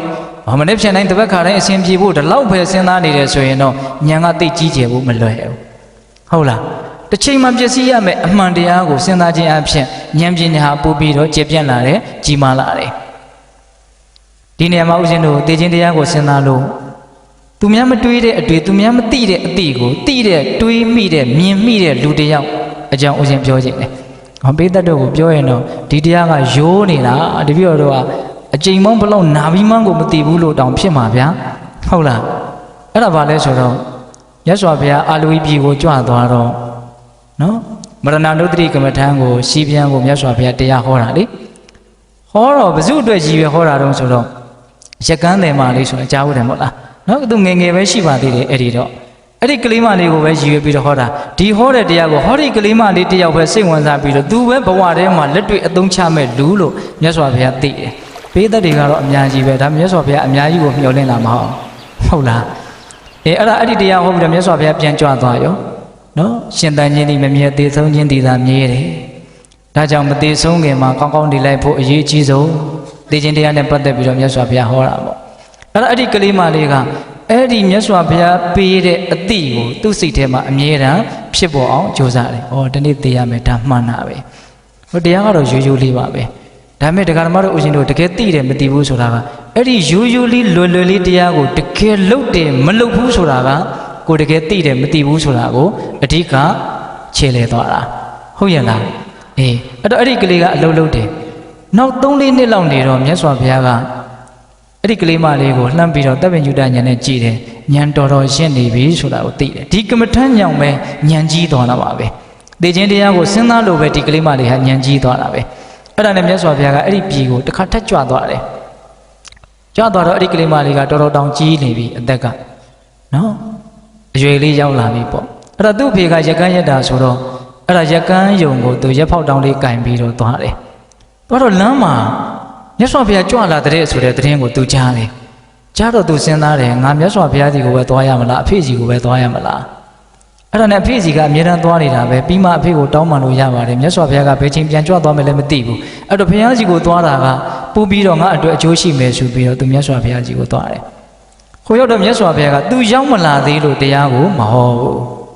ဟုတ်လားအဲ့ဒါသူရောက်လာတော့မြတ်စွာဘုရားကလက်ဘင်းတော်ကိုဆန်တန်းပြီးတော့ကြည်တယ်တဲ့နော်ကြည့်တော့ဒီကလေးမလေးကအကင်းပါတာဆိုတော့မြတ်စွာဘုရားကသူ့ကိုသူနာလာသိခြင်းတယ်ဆိုတာကိုသိတယ်အဲ့ဒါနဲ့ပိဿကြကနေအသာသွားတယ်သွားတော့မြတ်စွာဘုရားကသူ့ကိုပဲမေးတာပါပဲဒီမေးခွန်းတွေပိဿတို့ရင်းနှီးပြီးသားနော်ဟုတ်လားချစ်သမီးဘယ်ကလာလဲဆိုတော့မသိပါဘုရားမသိပါဘုရားလို့ဖြေတာကိုပိဿကဒါအမှန်ဖြေတယ်လို့သူတို့မထင်ဘူးဘယ်ကလာလဲဆိုရင်အိမ်ကလာတယ်လို့ပြောပေါ့ဟုတ်သူများမတွေးတဲ့အတွေးကိုသူတွေးမိတာတော့သူစိတ်ထဲတွေးတာကမြတ်စွာဘုရားကရက်ဖောက်တောင်ကြီးကင်ပြီးတော့လာတာဘယ်ကလာလဲလို့မေးတာမသိလို့မေးတာတော့မဟုတ်ဘူးအဲ့တော့ငါစဉ်းစားဆင်ခြင်ထားတဲ့မရဏဒုတိကမ္မထံနဲ့ဆက်ရှင်ပြီးတော့ပြောရမယ်ဆိုရင်ငါဘယ်ဘဝလာတယ်ဆိုတာငါမသိဘူးအဲ့တော့မြတ်စွာဘုရားငါ့ကိုဘယ်ဘဝကလာလဲဆိုတာကိုရည်ရွယ်ပြီးတော့မေးတာလို့မြတ်စွာဘုရားရဲ့အလိုတော်ကိုတခါတည်းသူမှန်မှန်ကန်ကန်ခံမှန်းမိတယ်ဒါကြောင့်မို့လို့ဘယ်ဘဝကလာတာလဲဆိုတာတော့မသိပါဘူးလို့ပြောလိုက်တယ်ဟုတ်လားဘယ်ကိုသွားမှလဲတဲ့ဒုတိယမေကုံးကရက်ကန်းတောင်းကြီးကင်ထားမှာတော့ရက်ကန်းယုံသွားမယ်လူတိုင်းသိတာပေါ့ဒါပေမဲ့မြတ်စွာဘုရားဒါကြီးပဲမေးတာမဟုတ်ဘူးငါစဉ်းစားဆင်ခြင်နေတာလဲငါတနေ့သိရလိမ့်မယ်တနေ့သိရမယ်ဆိုရင်သိပြီးရင်ဘယ်ရောက်မလဲဒါငါမသိနိုင်ဘူးငါဘယ်ဘဝကိုရောက်မယ်ဆိုတာမသိဘူးဟောအဲ့တော့ဘယ်ကိုသွားမှလဲဆိုတာဘယ်ဘဝကိုသွားမှလဲလို့ရည်ရွယ်ပြီးတော့မေးတာဒါကြောင့်အဲ့ဒီကိစ္စတော့ငါမသိရိုးအမှန်ဒါကြောင့်မသိပါဘူးဗျာလို့ပြောတာမေကုံးနှစ်ချက်နော်မသိဘူးကြီးဖြေတာနော်ဘယ်ကလာလဲမသိဘူးဘယ်ကိုသွားမှလဲမသိဘူး အဲ့တော့ချစ်သမီးမသိဘူးလားတဲ့မသိဘူးလားဆိုတော့သိပါတယ်တဲ့မသိဘူးလားလို့မေးတာကတနေ့သိရလိမ့်မယ်ဒီကိစ္စကတော့သိတာပေါ့ဟုတ်လားအဲ့တော့မသိဘူးလားဆိုတော့သိပါတယ်တဲ့တပည့်တော်တနေ့တစ်ချိန်မှာတေချာပေါက်မြေကြီးကိုလက်ဝါးနဲ့ပုတ်တာကမှလွဲအောင်မယ်တပည့်တော်ဟာသိဆုံးရလိမ့်မယ်ပျက်စီးရလိမ့်မယ်ဒါကြောင့်တပည့်တော်သိပါတယ်တဲ့ဒါနဲ့သိလားတဲ့ကဲစရုထမြောက်မေကွန်တော်တော်တော့မျက်စိလေးတွေကကောင်းတယ်နော်မသိဘူးလားဆိုတော့သိပါတယ်တဲ့သိသလားလို့မေးတော့ဟောမေကွန်းကစစ်လာပြီဆိုတော့တွေးရပြန်ပြီသိသလားဆိုတော့သိတာသိမှာတော့သိတယ်ဒါပေမဲ့သေချာတွေးကြည့်လိုက်ပြန်တော့လေဘယ်ချိန်သိမယ်ဆိုတာမသိဘလို့ယောဂနဲ့သိရမယ်ဆိုတာမသိဘယ်နေရာသိရမယ်ဆိုတာမသိပြီးတဲ့မသိနိုင်တဲ့တရား၅ပါးရှိတယ်လို့ကြားဖို့တယ်မဟုတ်လားဇီဝိတံဗျာတိကာလောစဒေဟနိခေပနံဂတိတဲ့နော်ဇီဝိတံဗျာတိကာလောစဒေဟနိခေပနံဂတိဇီဝိတံဆိုတာဘယ်အသက်မှသိမယ်ဆိုတာဘယ်သူမှမသိနိုင်ဘူးဗျာတိဆိုတာဘယ်ယောဂနဲ့သိမယ်ဆိုတာဘယ်သူမှမသိနိုင်ဘူးဇီဝိတံဗျာတိကာလ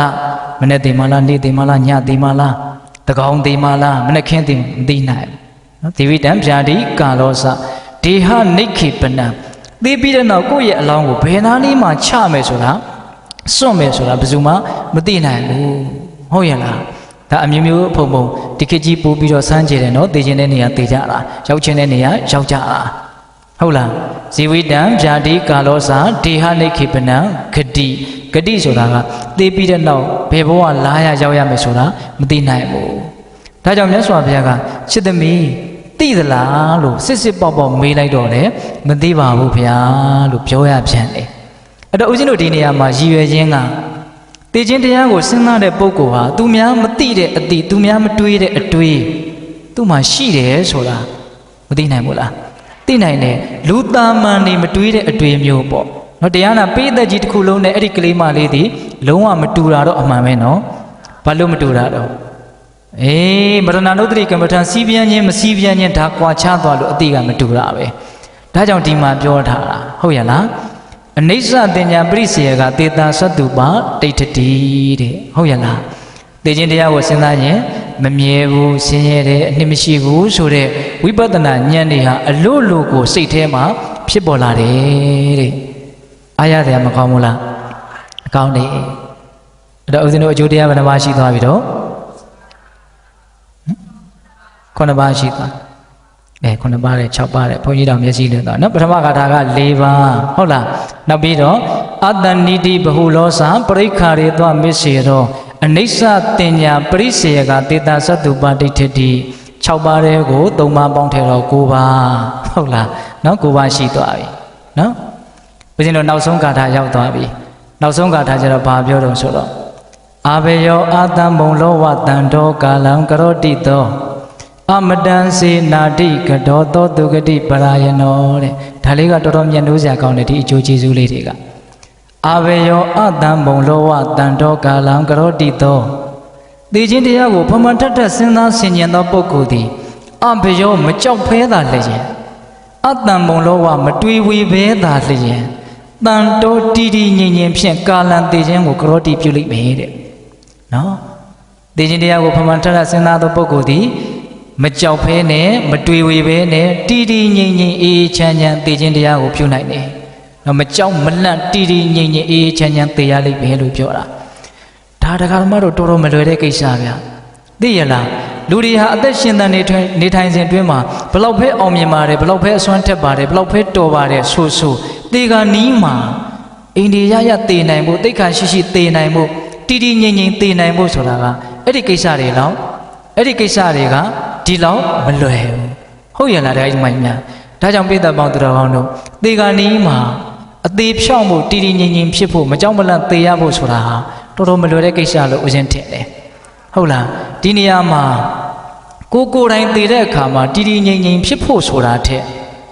သူများသေတဲ့အချိန်မှာတောင်တီတီငြိမ်ငြိမ်တရားဓမ္မတို့ဦးဇင်းတို့ကဖြစ်တာမဟုတ်နော်ဆိုကြပါစို့တီတီငြိမ်ငြိမ်ဖြစ်ချင်းမဖြစ်ချင်းဆိုတာကအဲ့ဒီသေဆုံးသွားတဲ့တတ္တဝါအဲ့ဒီပျက်စီးသွားတဲ့အရာပေါ်မှာကိုဘလောက်မျက်နှိုးသလဲမမျက်နှိုးသလဲဆိုတာပေါ်မှာမူတည်တယ်ကိုမမျက်နှိုးတဲ့အရာတွေကိုစိတ်ထဲမှာရှိတယ်လို့တောင်အမှတ်မရှိတဲ့အရာတွေကတော့သူပျက်စီးခြင်းနဲ့ပျက်စီးတယ်ဒါကတော့တိတ်တည်ငြိမ်တာပေါ့ဘာမှမဖြစ်ဘူးဟုတ်တယ်မဟုတ်လားခုကမ္ဘာလောကကြီးမှာနေတိုင်းသိနေကြတာပဲလေဘာဖြစ်တော့ဘာမှမဖြစ်ပါဘူးသူသိနေတာပဲလေ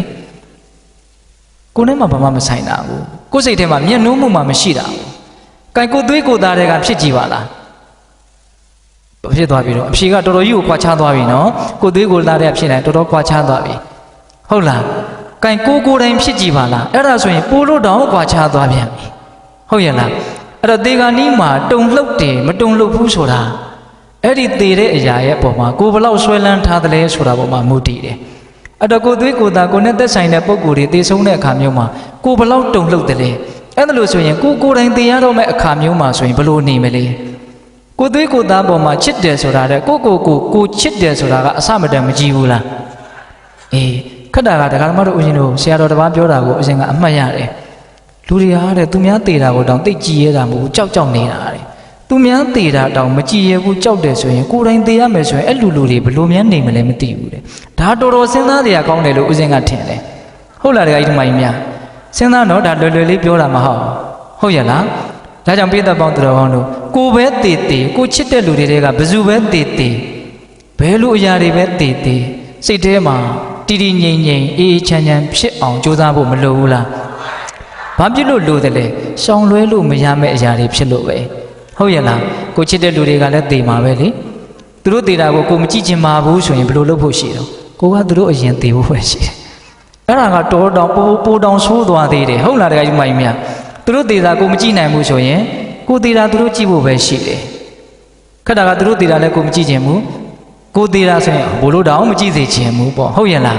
းဒါကြောင့်ပိဿပေါင်းသူတော်ကောင်းတို့ကိုစွန့်ခွာသွားတဲ့ပုံကိုယ်တွေအတွက်နဲ့ကိုဒီလောက်ခံစားရတယ်ဆိုရင်ကိုကစွန့်ခွာသွားမဲ့အခါမျိုးမှာဘလို့ခံစားရမလဲဆိုတာစဉ်းစားဖို့လိုတယ်ဦးဇင်းတို့ပြောနေကြစကားတစ်ခွန်းရှိတယ်ဗျာနော်ကိုချစ်တဲ့လူသေလို့ကိုသွေးကိုသားတွေကသေလို့ကိုအမျိုးတွေကသေလို့ဆင်းရဲဒုက္ခရောက်ကြတယ်ဆိုတာကိုနဲ့အဲ့ဒီတယောက်နဲ့ပဲခွဲတာနော်ကိုနဲ့အဲ့ဒီတယောက်ပဲခွဲတာနော်ကိုတိုင်းသေပြီဆိုရင်တော့ကိုနဲ့အားလုံးခွဲတာတယောက်ချင်းခွဲတာတောင်တိတ်ပြီးတော့တုံလှုပ်တယ်ဆိုရင်တယောက်နဲ့အားလုံးနဲ့ခွဲရပြီဆိုရင်တော့အကြီးအကျယ်တုံလှုပ်ဖို့ရသေချတယ်ဟုတ်ရဲ့လားဒါကြောင့်ပိဿပေါင်းသူတော်ကောင်းတို့ပေါ်လေးမတွေးနဲ့ဒီကိစ္စကနော်သေဂာနီးမှာတည်ငြိမ်အေးချမ်းရှိဖို့ဆိုတဲ့ဒီအည်အသွေးကိုရှိဖို့အတွက်ရဖို့အတွက်သေခြင်းတရားကိုစဉ်းစားဖို့မလိုဘူးလားလိုတယ်သေခြင်းတရားကိုစဉ်းစားရင်တော့ကိုတိုင်းသေရင်လည်းတည်ငြိမ်လိမ့်မယ်ကိုသွေးကိုသားတွေကသေရင်လည်းတည်ငြိမ်ပါပဲဒါလည်းမတွေ့ဘူးမကြုံဘူးလို့မဆိုနိုင်ဘူးနော်လောကကြီးကကံတရားတွေကအလွန်ဆန်းကျင်တာကိုဒီနေရာမှာဦးရှင်တို့ပိဿပေါင်းသူတော်ကောင်းတို့ကိုသေခြင်းတရားကိုစဉ်းစားတဲ့ပုဂ္ဂိုလ်တွေဟာကိုတိုင်းသေတဲ့အခါမှာလည်းတည်ငြိမ်တယ်ကိုဘေးကလူတွေသေသွားတဲ့အခါမှာလည်းတည်ငြိမ်တယ်ဆိုတာလေးနဲ့ပတ်သက်ပြီးတော့ဇတ်တော်လေးတစ်ပုဒ်ဦးရှင်တို့ပြောပြခြင်းတယ်ဒါလည်းပဲအင်မတန်လူသိများတဲ့ဇတ်တော်ပါဒါပေမဲ့အကြောင်းဆိုင်လာတော့အခွင့်သင့်နေတော့ပြောခြင်းတယ်ပေါ့ဟုတ်လားဦးရှင်တို့မြတ်စွာဘုရားလက်ထက်ကပုံနာကြီးတယောက်မှာသူ့ရဲ့သားလေးသေဆုံးသွားတော့ဘလို့မှမတည်နိုင်မထိုင်နိုင်အောင်ပူလောင်နေပေါ့အဲ့ဒါနဲ့သူမြတ်စွာဘုရားကိုအားကိုးရရှာပြီးတော့ဒီအပူတဲ့လောင်တတ်တွေကိုငြင်းအေးပေးနိုင်မှုရောက်နေတဲ့စိတ်သောကတွေကိုအေးချမ်းသွားစေဖို့မြတ်စွာဘုရားဒီရောက်တယ်ရောက်တော့မြတ်စွာဘုရားကတခါကြီးဘာကြောင့်ဒီလိုပူလောင်နေရတော့ဒီတော့ဒူဒီသောသားလေးသေဆုံးသွားလို့ပါဘုရားအဲ့တော့မြတ်စွာဘုရားကတခါကြီးတဲ့ရှေးသူတော်ကောင်းများဟာပျက်စီးထိုက်တဲ့အရာတွေပျက်စီးသွားတဲ့အခါမှာပျက်စီးမဲ့အရာတွေပျက်စီးသွားတဲ့အခါမှာပူလောင်ခြင်းမရှိအောင်ကိုထိမ့်သိမ်းကြတယ်ဆိုပြီးတော့ဦးဇင်းတို့ဥရကဇတ်ဆိုတာကိုဟောတယ်အဲ့ဒီဇတ်တော်လေးကတမိုင်းကြောင်အစဉ်လာတော်ကြီးတယ်ဒီဇတ်တော်လေးကိုနားထောင်ပြီးတော့လက်တွေ့ရောက်နေတဲ့တောကပရိဒေဝတွေကိုငြိမ့်သက်ခဲ့တဲ့လူတွေများလာပြီတခါတော့ကဂျပန်နိုင်ငံမှာနော်အင်မတန်ချစ်လာဆိုတော့သားလေးတစ်ယောက်သေသွားလို့လင်မယားနှစ်ယောက်ဘလို့မှဖြေလို့မရဘူးပေါ့ကဘာမှာရှိသမျှဘာသာတရားတွေရဲ့အဆုံးအမတွေနဲ့သူစူးစမ်းပြီးတော့သူတို့စိတ်ကိုသူတို့တိဆောက်တယ်မရအောင်အဲ့ဒါနဲ့ဦးဇင်းတို့ရှောက်ပြီးတော့စိတ်ပြေလက်ပြောက်သွားရင်းနဲ့တိတိလင်္ကာနိုင်ငံကိုရောက်တယ်လို့ဆိုတယ်ရောက်တော့တိတိလင်္ကာနိုင်ငံကဗုဒ္ဓဘာသာဘုန်းကြီးတစ်ပါးကဒီဥရကဇတ်ဆိုတာလေးကိုပြောပြတော့တောကပရိဒေဝတွေအတန်အသင့်ငြိမ့်ပြီးတော့သူ့စိတ်ထဲမှာအမြင်မှန်ရတယ်ပေါ့နော်ဒါလေးကိုဦးဇင်းတို့မှတ်သားဖို့လေအဲ့ဒီဇတ်တော်လေးနည်းနည်းပြောကြည့်မယ်နော်တခုသောဘဝတုန်းကဦးဇင်းတို့ဘုရားလောင်းကြီးကလယ်သမားတစ်ယောက်ဖြစ်တယ်အဲ့ဒါသူ့မှာသားတစ်ယောက်သမီးတစ်ယောက်ကျွန်းမတစ်ယောက်ပြီးတော့သားရဲ့မိန်းမဖြစ်တဲ့ချွေးမတစ်ယောက်ရဲ့ပြီးတော့သူ့တက္ကမကြီးရဲ့ဆိုပြီးတော့မိသားစုအလုံး6ယောက်နေကြတယ်ပေါ့နော်အဲ့ဒါလိုနေရင်းနဲ့တနေ့တော့သားဖ2ယောက်နော်လေတော်ကိုသွားပြီးတော့ လေကိစ္စလောက်ကြအဲ့မှာသားဖြစ်တဲ့လူကအမိုက်တွေကိုမီးပုံပြီးတော့ရှို့ရင်းနဲ့မိခိုးတွေကတောင်ပူတွေကိုဝင်တော့တောင်ပူတွေမှာအစိပ်ပြင်းတဲ့မွေကမိခိုးမွန်ထွက်လာပြီးတော့ဒေါသနဲ့ကြိုက်တယ်ကြိုက်တော့ဒီမှာသားကရုတ်တရက်သေဆုံးသွားတယ်အဲ့လိုသေဆုံးသွားတော့ဖေဖြစ်တဲ့လူကအော်ငါစဉ်းစားကြတယ်စဉ်းစားတဲ့အတိုင်းဖြစ်ခဲ့ပြီအဲ့ဒါနဲ့သူ့ရဲ့စိတ်ထဲမှာတော့ကတော့ဖြစ်ကောင်းဖြစ်မယ်ပေါ့ထိုက်တဲ့လောက်ဒါပေမဲ့မျက်ရည်မကျအောင်အဲ့ဒါနဲ့သားရဲ့အလောင်းကိုပွေ့ချီပြီးတော့တစ်ပင်ရင်းမှာတိတ်ထမ်းပြီးတော့လက်နီးနာချင်းတယောက်အိမ်ပြန်มาကိုကြုံတော့မှားတယ်ပေါ့အမောင်မင်းအိမ်ပြန်มาလားဟုတ်တယ်အိမ်ပြန်มาအဲ့လိုဆိုလို့ရှိရင်တို့အိမ်ကမင်းအတော်ကိုပြောလိုက်ပါတို့အိမ်ကဒကမာကြီးကိုပြောလိုက်ပါဒီကနေ့အခါတိုင်း2ယောက်စာထမင်းကိုယူခဲ့တာဒီကနေ့1ယောက်စာပဲယူခဲ့ပါပြီးတော့အခါတိုင်းထမင်းဖို့လာရင်1ယောက်ဖဲလာတာဒီနေ့အိမ်ရှိလူကိုအဝတ်ကောင်းစားကောင်းကိုဝတ်ပြီးတော့ပန်းနန္တာလက်ဆွဲပြီးတော့လာခဲ့ပါဒါကိုမှားလိုက်တယ်မှားလိုက်တော့အဲ့ဒီလူကလည်းအိမ်ရောက်တော့အတော်ကြီးကိုပြောတာပေါ့ခမရတကကြီးကမှားလိုက်တယ်ပေါ့တော့ဒီကနေ့2ယောက်စာထမင်းမယူနဲ့1ယောက်စာပဲယူခဲ့ပြီးတော့1ယောက်တည်းလာမပို့နဲ့အိမ်ရှိလူကိုအဝတ်ကောင်းစားကောင်းဝတ်ပြီးတော့ပန်းနန္တာလက်ဆွဲပြီးတော့လာခဲ့အဲ့ဒီတော့အတော်ကြီးကညံရှိတော့စဉ်းစားတယ်ဒါ1ယောက်ရောက်တော့သေပြီနော်2ယောက်စာယူခဲ့ရမယ်အနေထားကို1ယောက်စာပဲယူခဲ့ဆိုတော့1ယောက်ကမစားနိုင်တော့ဘူးပေါ့ခါတိုင်း1ယောက်ပဲလာခဲ့ရမယ်ဒီနေ့အကုန်လာခဲ့ရမယ်ဆိုတော့လူ1ယောက်ရဲ့နောက်ဆုံးချိန်မှာအလုံးနှုတ်ဆက်တဲ့အနေနဲ့ဆိုတဲ့အတိတ်ပဲပေါ့ညံရှိတယ်ညံရှိမှာပေါ့သူကခေမာထီထီအလောင်းမယ်လေမြတ်စွာဘုရားလက်ထက်ရောက်တော့ပညာရမှာဣတတဲ့ရတဲ့ထီထီမာကြီးဖြစ်တာကိုအဲ့ဒါနဲ့ဒကမာကြီးကသိကြအောင်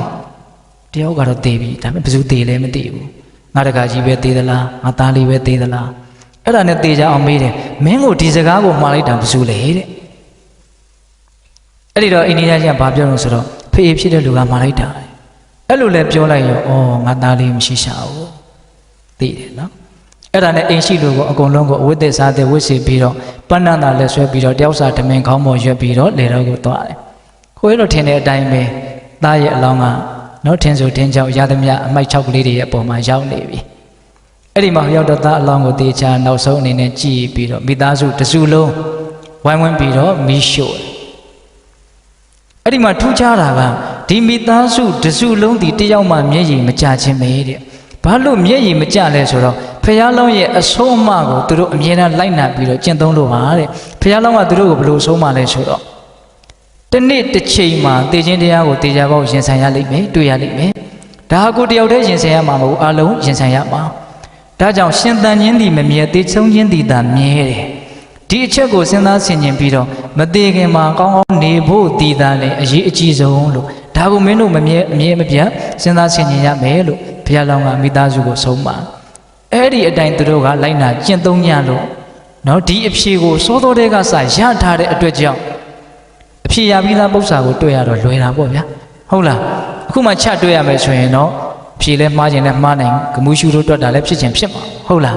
းဒါကြောင့်ပိဿပေါင်းတော်ကောင်းတို့တယောက်မှမျက်ရည်မကျဘဲနဲ့ဒီအင်မတန်ဆိုးရတဲ့လောကရန်ဆိုးကိုမိသားစုတစုလုံးတည်တည်ငြိမ်ငြိမ်ရင်ဆိုင်ကြတေခြင်းတရားကိုစဉ်းစားရင်ကိုယ်တိုင်ပဲတေတေသူများပဲတေတေတည်ငြိမ်နေဆိုတာလေးကိုပေါ်လွင်စေခြင်းလို့ဒါလေးကိုအစဉ်ကပြောပြတာပါ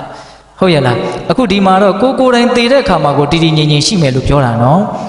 အခုဦးဇင်းပြောတာကသူများသေတဲ့အခါမှာတည်ငြိမ်တာလေးကိုပြောတာဒါလည်းမလွတ်အပ်ဘူးလားလွတ်အပ်တယ်အဲ့ဒါလို့သူတို့ရဲ့ဓမ္မစွမ်းရည်ကကြီးမားလွန်းတော့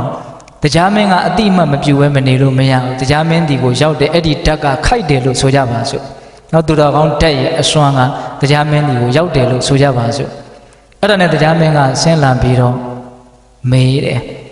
ဘာလို့နေကြတာတော့သိရနဲ့မေးတာမေးတော့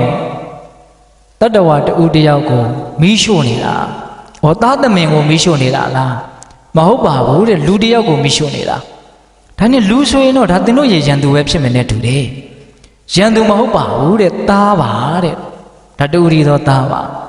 သားဆိုရင်လည်းသင်တို့မုန်းတဲ့သားပဲဖြစ်မယ်နဲ့တူတယ်တဲ့တော့တရားမင်းကအဖို့ဟောင်းဆောင်ပြီးတော့မေးတာအိုးဒါသင်တို့မုန်းတဲ့သားပဲဖြစ်မယ်နဲ့တူတယ်မုန်းတဲ့သားမဟုတ်ဘူးအလွန်ကိုချစ်ရတဲ့သားပါအဲ့ဒီတော့မှတရားမင်းကအလွန်ချစ်ရတဲ့သားဖြစ်ရတဲ့သင်ဘာကြောင့်မငိုလဲလို့ဘုရားလောင်းကြီးကိုအရှင်မေးတယ်မေးတော့ဘုရားလောင်းကသူစဉ်းစားဆင်ခြင်ထားတဲ့ကမ္မထမ်းဘာဝနာရဲ့အကျိုးကျေးဇူးကြောင့်သူသိနေတဲ့အတိကိုပဲအခြေခံပြီးတော့သူနားလဲတယ်လို့သူသဘောပေါက်တယ်လို့ပြောလိုက်တယ်အဲ့ဒါဘယ်လိုပြောလဲဆိုတော့မွေးတကောင်အရေကွန်လွဲသွားတယ်လို့မျိုးပဲတဲ့တ တေခြင်းတရားကိုသူမြင်ပုံဟာဟုတ်လားမွေးတကောင်ပါလေအရေးကုန်လဲသွားတယ်သူ့ရဲ့အရေးကုန်ကိုစွန့်ပြီးတော့နောက်ထပ်အရေးကုန်အသစ်နဲ့သူဖြစ်နေပြီဟုတ်လားအဲ့ဒါလိုပဲအခုငါရဲ့သားဟာမီးရှို့တာကိုလည်းမသိနိုင်တော့နော်ငါတို့ငိုးနေတာကိုလည်း तू မသိနိုင်တော့မီးရှို့တာတွေကိုတောင်မသိနိုင်တော့တဲ့ငါတို့ငိုးနေတာကိုတောင်မခံစားနိုင်တော့တဲ့ထင်းလုံးလိုဖြစ်နေတဲ့ဘာအတိမှမရှိတော့တဲ့ဒီအလောင်းကောင်ရဲ့ရှေ့မှာငိုကြွေးခြင်းအဖြစ်ဘာအကျိုးမှမရှိဘူးဒါကြောင့်တို့မစိုးရိမ်ဘူးလို့ပြောတာတဲ့သူပြောတာအလွန်သဘာဝကျတယ်နော်ဒီနေရာမှာဦးဇင်းတို့မီးရှို့တာကိုတောင်မသိနိုင်တော့တဲ့ငါတို့ငိုးနေတာကို तू မသိနိုင်တော့တဲ့ဆိုတဲ့စကားလေးကစိတ်ဝင်စားတဲ့အလွန်ကောင်းတယ်လို့ထင်တယ်ဟုတ်တာပေါ့ကိုငိုတာကိုတည်တဲ့လူကသိမယ်ဆိုရင်လေငိုရတာအဓိပ္ပာယ်တစ်မျိုးရှိသေးတယ်လေဘာလို့ဆိုတည်တဲ့လူကဒီလူတွေငိုနေကြတယ်ငါ့ကိုချစ်ကြရှာပါပြီတဲ့အဲ့ဒါဆိုရင်ငိုရတာကအရသာရှိသေးတယ်ခုတော့ကိုကငိုလို့သာငိုနေရတာ तू ကလည်းသိတာလေမဟုတ်အဲ့တော့ငိုကြွေးခြင်းဟာဘာအကျိုးမှမရှိဘူးဆိုတဲ့အဓိပ္ပာယ်ပေါ့ပြောလဲပြောတတ်တယ်လို့ဆိုရမယ်ဟုတ်ရလားအဲ့ဒါလိုဘုရားလောင်းကသူမငိုကြွေးခြင်းရဲ့အကြောင်းကိုပြောပြတော့မအေးဘက်ကိုလိုက်ပြီးတော့ခမည်းပါဘောဒီသေဆုံးသွားတဲ့ကလေးနဲ့ဘာတော့လဲဒါရင်မာဖြစ်တဲ့ရင်ကပေါက်ဖွားတဲ့သားပါနော်ယောက်ျားသားတွေကတော့ယောက်ျားသားမို့လို့မငိုဘူးဆိုတာထားပါတော့မိန်းမသားတွေဟာနှလုံးအင်မတန်နူးညံ့ပါတယ်ဘာကြောင့်မငိုတော့အဲ့ဒါလိုဘာကြောင့်မငိုလဲဆိုတော့နော်အဲ့ဒီခေမာထေရီအလောင်းကဘာပြောတော့ငါသားလေးဟာတဲ့ငါတို့စီကိုမခေါ်ဘဲနဲ့ရောက်လာခဲ့တယ်ပြီးတော့တို့ပြန်သွားပါလို့နှင်ထုတ်တာမဟုတ်ဘဲနဲ့တို့စီကနေပြန်သွားတယ်လာခြင်းသလိုလာပြီးတော့သွားခြင်းသလိုသွားတဲ့ကိစ္စမှာကိုဘာမှမတတ်နိုင်တဲ့ကိစ္စမှာတတ်နိုင်တယ်လို့ကြီးလုံနေလို့အဓိပ္ပာယ်မရှိဘူးဆိုတဲ့အဓိပ္ပာယ်ကိုသူကပြောတာဟုတ်ရဲ့လားလာခြင်းသလိုလာပြီးတော့သွားခြင်းသလိုသွားတဲ့မီးရှို့တာကိုတောင်မသိနိုင်တော့တဲ့တို့ငိုတာကိုမသိနိုင်တော့တဲ့ဒီစကားလေးကတော့တူတယ်၅ယောက်စလုံးတူတယ်ဟုတ်လားဒီကိစ္စမှာတို့ငိုနေလို့အကျိုးမရှိဘူးလို့ပြောတယ်တဲ့အဲ့ဒါနဲ့နောက်တစ်ယောက်ကိုမေးပြန်တယ်မင်းကဘာတော်တော့ဆိုတော့ဒါသူ့ရဲ့အကိုပါနှမလေးကပြောတယ်နှမတို့မြည်ဒီမောင်တို့ရဲ့ပုံမှာအလွန်ချစ်ကြတယ်တဲ့မင်းဘာကြောင့်မငိုလဲအဲ့ဒီတော့နှမလေးကဘာပြောလဲဆိုတော့တရားမင်းကိုကျမငိုတယ်ဆိုလို့ရှိရင်ပိန်လှီယုံသာရှိလိမ့်မယ်တဲ့ခေတ်စကားလေးနဲ့ပြောရင်တော့ကျမရေးထိခိုက်တာပဲရှိမယ်ပေါ့နောက်ပြီးတော့သူပြောတဲ့တစ်ချက်ကလက်တွေ့အလွန်ကြတယ်ဘာလဲဆိုတော့ကျမငိုနေလို့ရှိရင်ကျမပုံမှာမေတ္တာရှိရတဲ့ကျမကိုချစ်ကြတဲ့လူတွေစိတ်ဆင်းရဲယုံပဲရှိမယ်တဲ့သူပြောတာကအလွန်ကိုလက်တွေ့ကြတယ်လို့ဦးစင်းထင်တယ်နော်ငိုနေခြင်းအပြင်ပိန်လှီယုံပဲရှိမယ်ချစ်ခင်မြတ်နိုးကြတဲ့ပုံကိုယ်တွေစိတ်တော့ကရောက်ကြရယုံပဲရှိမယ်ဒါကြောင့်ငိုခြင်းဟာဘာမှအကျိုးကျေးဇူးမရှိဘူးဆိုတာကိုနားလည်တဲ့အတွက်ကြောင့်သူမငိုပါဘူးတော့ဒါညီမလေးကပြောတာပေါ့နောက်တစ်ယောက်ကိုမေးတယ်မင်းကတော့ဘာတော့လဲ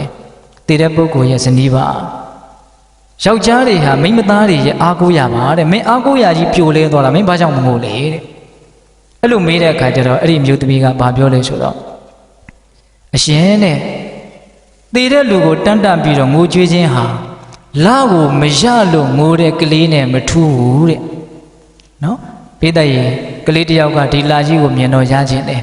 ကလေးရဲ့စိတ်ထဲမှာလာဟာရနိုင်တဲ့အရာမဟုတ်ဘူးလို့သူမသိ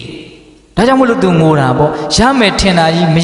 ရလို့ငိုတာပေါ့အစားလေးကစားဒါရနိုင်တဲ့အကြောင်းမဟုတ်ဘူးလို့သိမယ်ဆိုရင်ဒီကလေးငိုမလားဗျာ